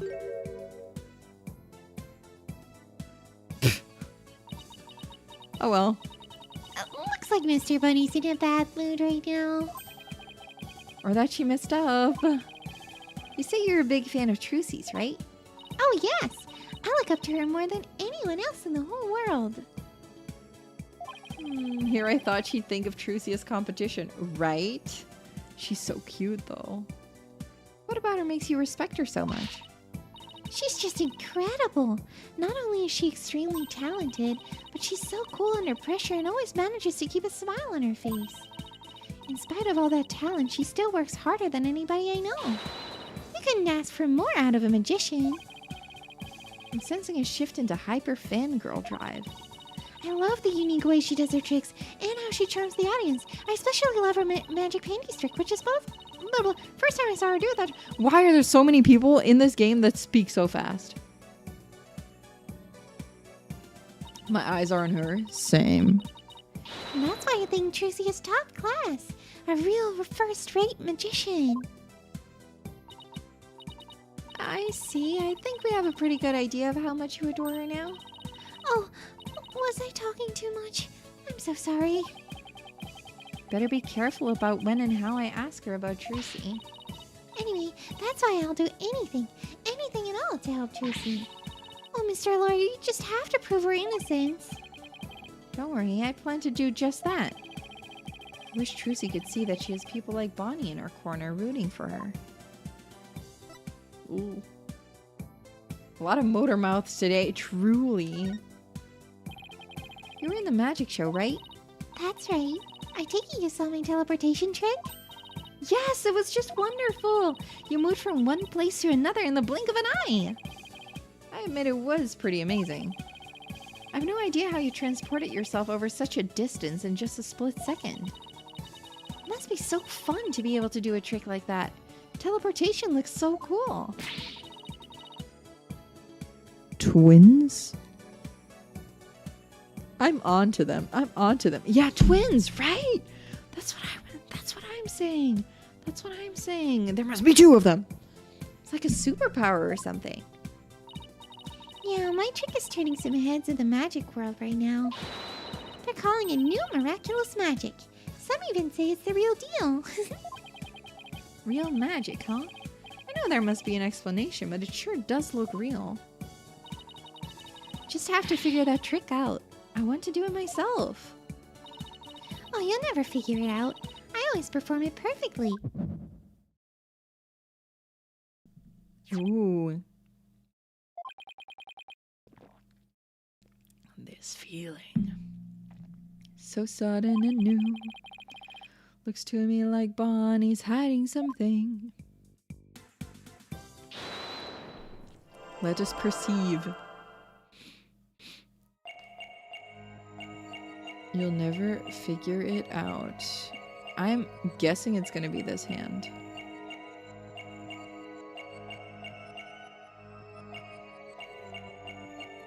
We gotta check the rest too. Oh! Okay, never mind. It wasn't the hand. Look at that. Gotcha! That is fun. That is fun. That's a fun little guy. Bonnie, when you said perform it perfectly, your right hand would tremble and move your hand a tiny bit. I even caught a glimpse of the little rabbit hiding underneath. Did you really perform the teleportation trick perfectly this time? Really like how you can use it outside of court right now. Yeah, it's nice. It's nice. I like playing with that mechanic. I like that mechanic a lot. Of course. I definitely got that part right. What do you mean, that part? Oops. Wait a minute. Are you saying that you...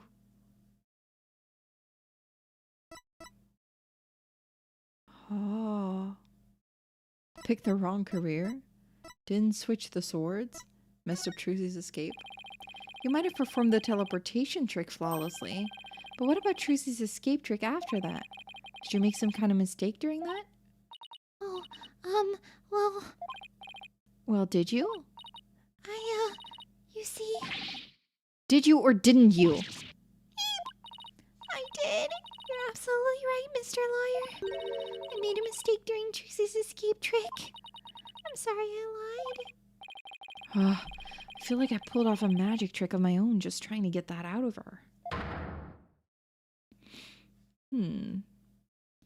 Interesting. What has happened here? So you made a mistake during Trucy's escape trick. Yes, I was in charge of operating Mr. Hat, you see. But I made a huge goof. So, did Trucy explain to you how the escape trick works? Yeah, she knew we'd need to know for our investigation, so she shared the secret. Lawyer bullies innocent bunny. We'll see about that. Let's see. After Trucy escaped from the coffin down into the understage passage, Mr. Hat was to be pulled up to the catwalk by a winch.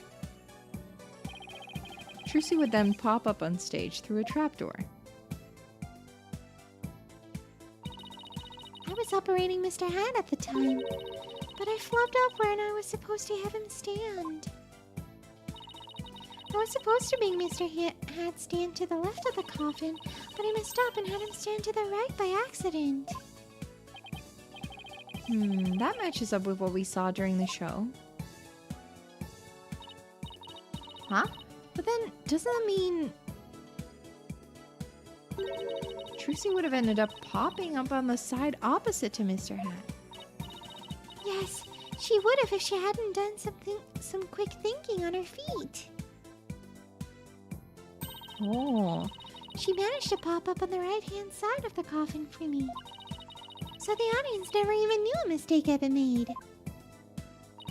Way to go, Trucy! My mistake cost her so much trouble. I think I'd better ask Trucy about this later, too. Oh, by the way, we'd like to investigate the understage passage. Would that be alright? Oh yes, by all means. Anything to help prove Trucy's innocence. I'll unlock it for you. Hey, there you are. You got a minute? Oh, it's him. Oh no, he's gonna understage passage block us. Oh, Mr. Rettins. Yeah, of course. Not you, Bunny, the lawyers. They're the ones I want to see. You have business with us? I hear you two are from the same agency as Trucy, is that true? Yes, that's right. This is for you then. Hang loose, baby.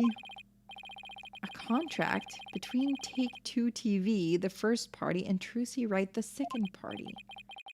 If through the fault of the second party the show must be cancelled in part or in full, the second party will pay $3 million as compensation to the first party. Okay, very sus. $3 million? Yeah, that's more like it. That shocked reaction, that dopey expression. You make a great comedian. Really? I know. I'll put you on my show. We'll get one of those cartoon anvils to fall on your head. Wait a minute. Is this for one of those hidden camera prank shows? You wish. That's an official contract. See for yourselves. You're the lawyers after all. You should know one when you see one, right? They forged this for sure. He's right. It's all signed and everything. You better make sure your agency pays what Trucy owes me in full. Are you kidding me? The Right Anything agency doesn't have that kind of money. And I guess you're gonna have to go fishing for some. He is kind of Yakuza. I can see it now. Craziest catch? Legend of the seasick lawyers. Fishing in the high seas? No thanks. I can't even swim. Objection! What kind of ridiculous, low-down, unfair, one-sided contract is this? Hey now, there's nothing ridiculous here. It's all perfectly legit. It's got our signature on it, see? Oh. Uh-oh. My boys have got to see the stupid look on your faces. It's priceless. And post. I'm getting responses already. It's gonna go viral. No! How could he? Bye-bye, reputation! This is not great. You ain't seen nothing yet, baby. I'm gonna drive Troop Gramarye and everybody associated with it to the ground. Serves you right for getting involved with the Gramaryes. What's this grudge you have against the Gramaryes anyway? Huh? What are you talking about? Stress is making you paranoid, champ. Come on, Bonnie. We have more filming to do. Oh, yes, sir. Excuse me, Mr. Lawyer. Oh, and I'll unlock the door to the understage passage for you later. Later, lawyers. Hang loose, baby. He understage passage blocked us. Why would Trucy sign a contract like this? Why did all of this have to happen when Mr. Wright isn't here? Yeah, Trucy's like 17. Feel like that should make the contract void since she's a minor. Oh, you're right. You're so right. Sussy contract. We'll have to come back for the understage later. Let's go hear Trucy's side of the story. Good thinking. We can't let you hit the high seas just yet. There must be something we can do. We can't let the ratings Raja get his way. Alright. Wouldn't that just make Phoenix responsible as our guardian? Not like he has the money either. Bad idea. Oh well. See if we can speak to her. I think that's going to be the last part of this chapter, and that's probably where we'll leave it for today then. 3, 2, 1, ta-da! Wow, now you made my handcuffs disappear. How did you do that? She's doing magic tricks for the guard? Now should I try making you disappear next, Mr. Guard? Can you do that? Oh yes, please. This is so exciting. This man is so excited about just a day off. A single day off. We should probably stop her before there's another incident. Trucy! Oh, hi, Polly. Hi, Athena. We have some more questions for you? Judging by the look on your faces, it must be about something big. Yeah, I guess you could say that. Things have gotten a little sticky. Oh, and I have to remember to give her that thing she asked for, too. We'll do that first. Here you go, Trucy. Here's your notebook back. Oh, great. Thank you very much. So what's written in there anyway? Looks like it's full of secrets or something. That's because it is. It was originally my granddaddy magnified Grammaring's notebook. He used it like a diary and as a place to jot down ideas for new magic tricks. Some of which only members of the troop Grammary have ever laid eyes on. Wow, this notebook is a really big deal then. Yes, that's why it's always kept under lock and key. Bet a magician who would do just about anything to get their hands on that notebook. We found him mixed in with Mr. Reese's belongings. Could he really have been trying to steal it? The troop Grammary creed is also written inside. A true entertainer always keeps a smile on their face. That creed was passed down to me from my daddy, as his daddy passed it down to him. It's true that Trucy always keeps a smile on her face. I guess it's due in parts to her family creed. Notebook updated in the court record. Trucy, I want to talk to you about where we found this notebook. Where the notebook was. We found this notebook mixed in with Mr. Rias's belongings. What? Do you think he might have been trying to steal it? No way, I can't believe it! The great Mr. Rias would never do any such thing. But would it be so far-fetched if he was after Troop Grammary's secret tricks? It makes for a pretty compelling motive to take the notebook. What about the contract?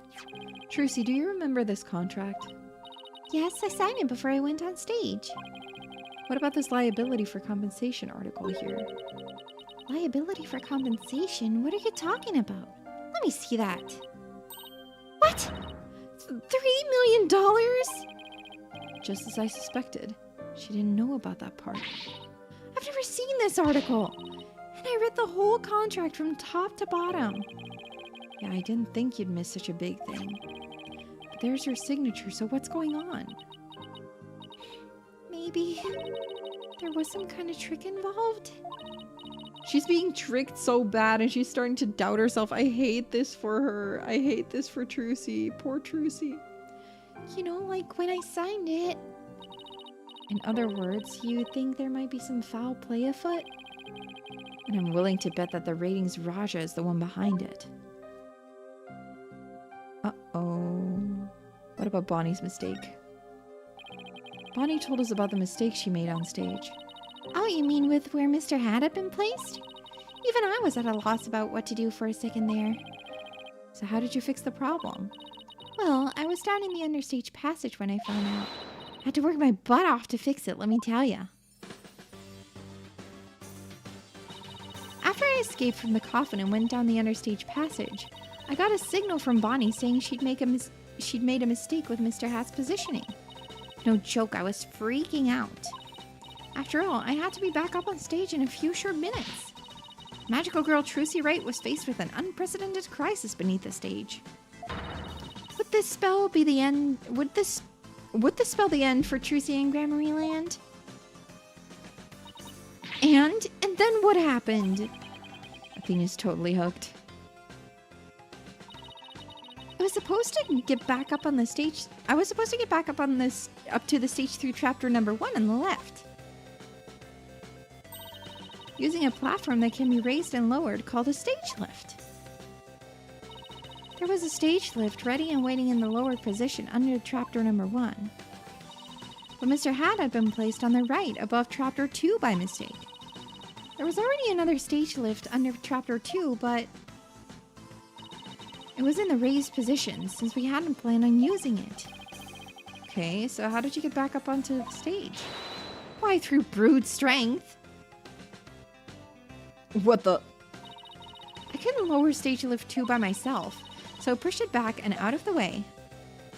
Oh my god, this woman. Crazy. Then I moved the lowered stage lift 1 into place under chapter number 2.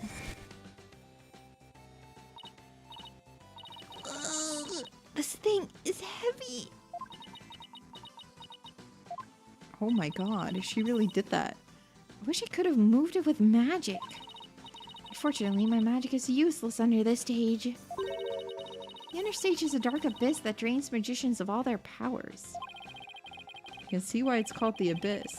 I never knew it could take so much out of you. Crazy. That's just how it goes in the real world. Illusions are created by the blood, sweat, and tears of those behind the scenes. Wow, I learned so much just now. Trucy, have you told anybody else about all this? Nope, nobody. Sounds like some critical information. I better make a note of it. And just raise it in court. I don't think we're allowed to do that, actually. Like that Trucy can still talk and explain this in character. That's true. She is fun. In any case, we'd better focus on doing something about this contract for now. Trucy signed it in her dressing room, right? Then we better do a little more investigating there. I'm so sorry to put the two of you through all of this. Don't worry, we'll get to the bottom of this. It's gotta be some kind of mistake. If you need me to, I'm willing to take drastic measures. With my magic!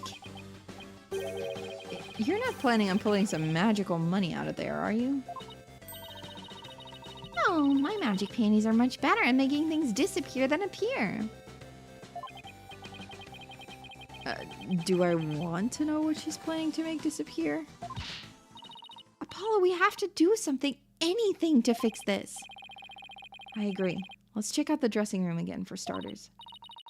Okay, and we should finally check out that understage passage too. The abyss? Then you have to go through the backstage area. Be careful down there.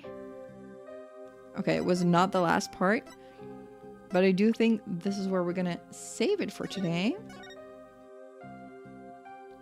Because it's getting late and I have to wake up early tomorrow and we still have some fun names to go through.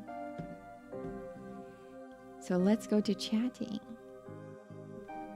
Let's go to chatting. Chatting, chatting. Chatting, chatting. I'm gonna save my game real quick. Because on this stream, I asked you guys. I had a little Q&A thing where I asked you guys if you had any fun Ace Attorney names. Because last time I thought it was so fun that you guys had such funny ideas. I wanted to see what you guys could come up with this time. So let's take a look at that. Let's take a look at that. We have a few names. Oh. First one I can see is Oliver Klozov. Oliver Klozov. What would the pun in that one be? I don't... Maybe I'm pronouncing it wrong. All of her clothes off. Clothes off? Wait a minute. All of her clothes off? Wait a minute. Wait a minute. You can't say that.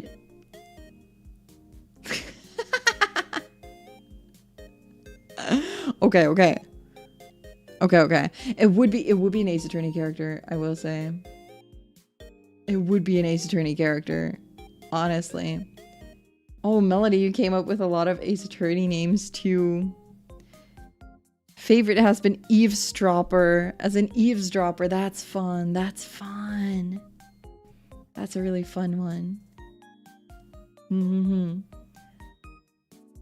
Murderer. Myrtle. Myrtler. Murderer. Myrtler.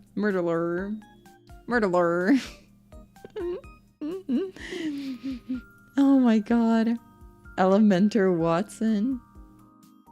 Elementor Watson. And oh, evidence, like Eve Dens. That would be clever though. Eve Dens would be clever. Like evidence, if you spell it like Eve. Face ID or like fake ID, maybe. You could just call someone Face ID or Faith ID then. If you call them Faith ID, spell it differently. J Lore. Witness. Just is. Just is. I mean we had some names. Or Effie. Oh yeah, Effie and then Dens. Effie Dens. That works too.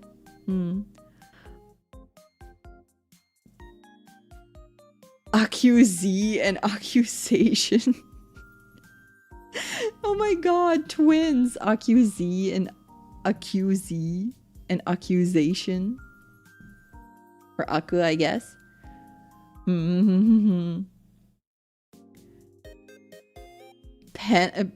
Penalise? Like penalize. Oh, penalize. Penalize. Penalize. You get peened. You get peened. You get peed in this game too. Oh my god. Or call someone Rookie. Honestly. Judy Claire. Judy Claire is pretty nice. Could be like a judge character that's called Judy Claire. That'd be pretty funny. Bodie. For the victim. Like, it's like Deed Man, right? Deed Man. Dead Man. Dead Man. Bodie. Guilty and innocence.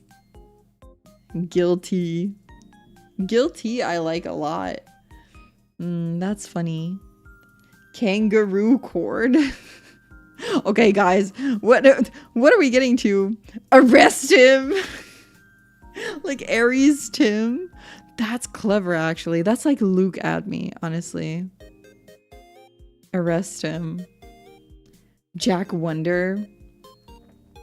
Ooh, I like using the name Painful Melody for some gaming context. If you have to give it the Ace Attorney treatment, you're going with Pain. Like Winston Payne, like how that's spelled. Oh, no, not really. Paine.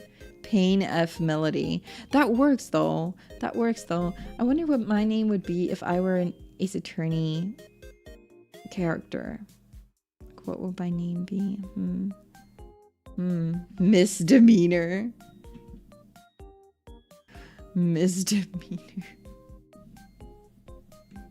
TOV. Like TV. Your Honor. Oh my god, Your Honor. Or victim.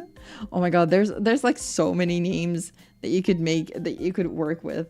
Eavesdropper is really clever though, Melody. That's a really clever name. Honestly, there's some pretty cool names. Your Honor would be a funny one, actually. Your Honor would be a funny one. I think that would fit in the Kurain thing too. I'm very curious to see what the rest of the names are going to be like in this game, and also what the trial is going to be for this case, because I feel like it's just going to be pretty straightforward. Then again, we're going to have like a special prosecutor, so maybe we're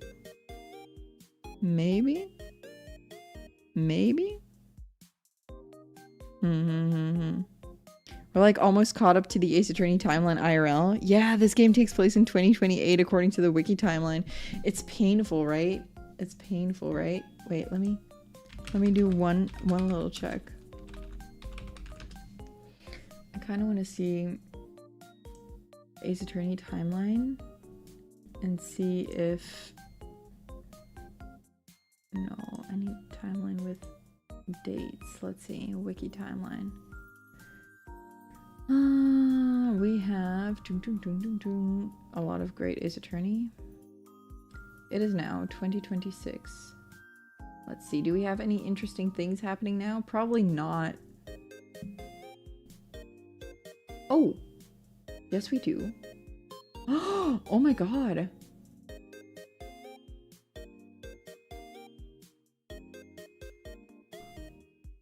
We have a lot of exciting things. Ace Attorney 4 is starting. Ooh, Wakikitaki was shot 2 months ago. Start of January 9. Next thing is in April. Romain Letousse, which is also a really good name, becomes Lamiroire's manager. I have a lot of really good things. Oh, I'm excited.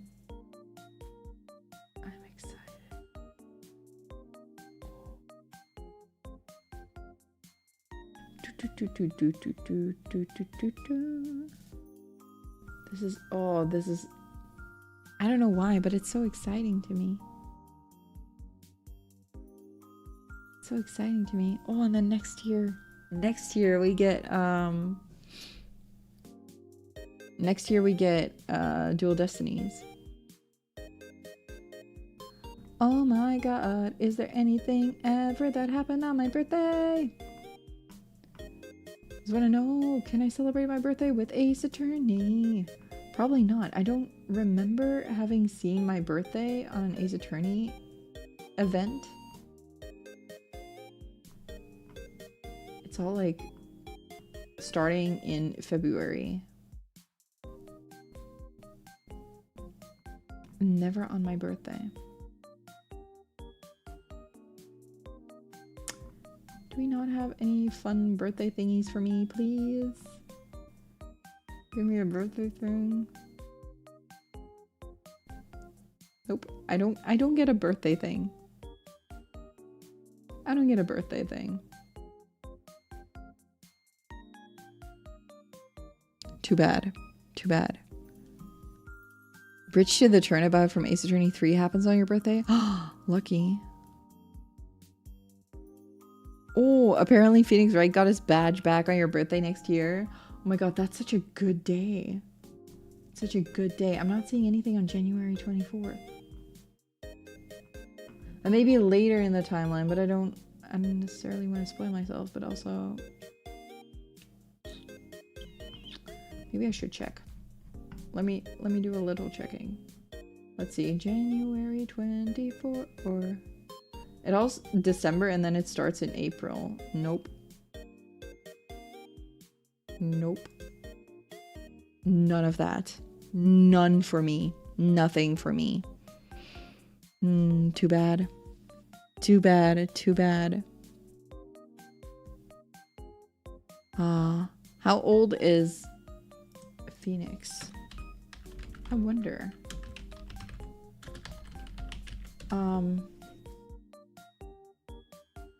His birthday is October 11th. And he was born in like 1992, 1993. So that would make him 34. No, 33. 32 or 33.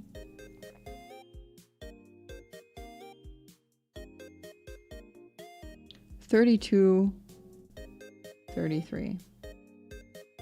I can't fucking count. Can I? 33. Wait a minute. 1992 to 2026 is 34. But he hasn't had his birthday. It will be 33 or 30. Yeah, 32 or 33. He's 32 or 33. Right now, that is. But in the game that we're playing right now, 34, 35. In the game that we're playing, he's 34 or 35. 34. 35. Maybe 30. No, 34 or 35. We can do a mock trial stream where Yuri proves that we didn't commit the crime, or did we? A mock trial stream for what? What did you guys do? What am I gonna have to defend you guys over? What am I gonna have to do? What do I do with you? What do I do with you?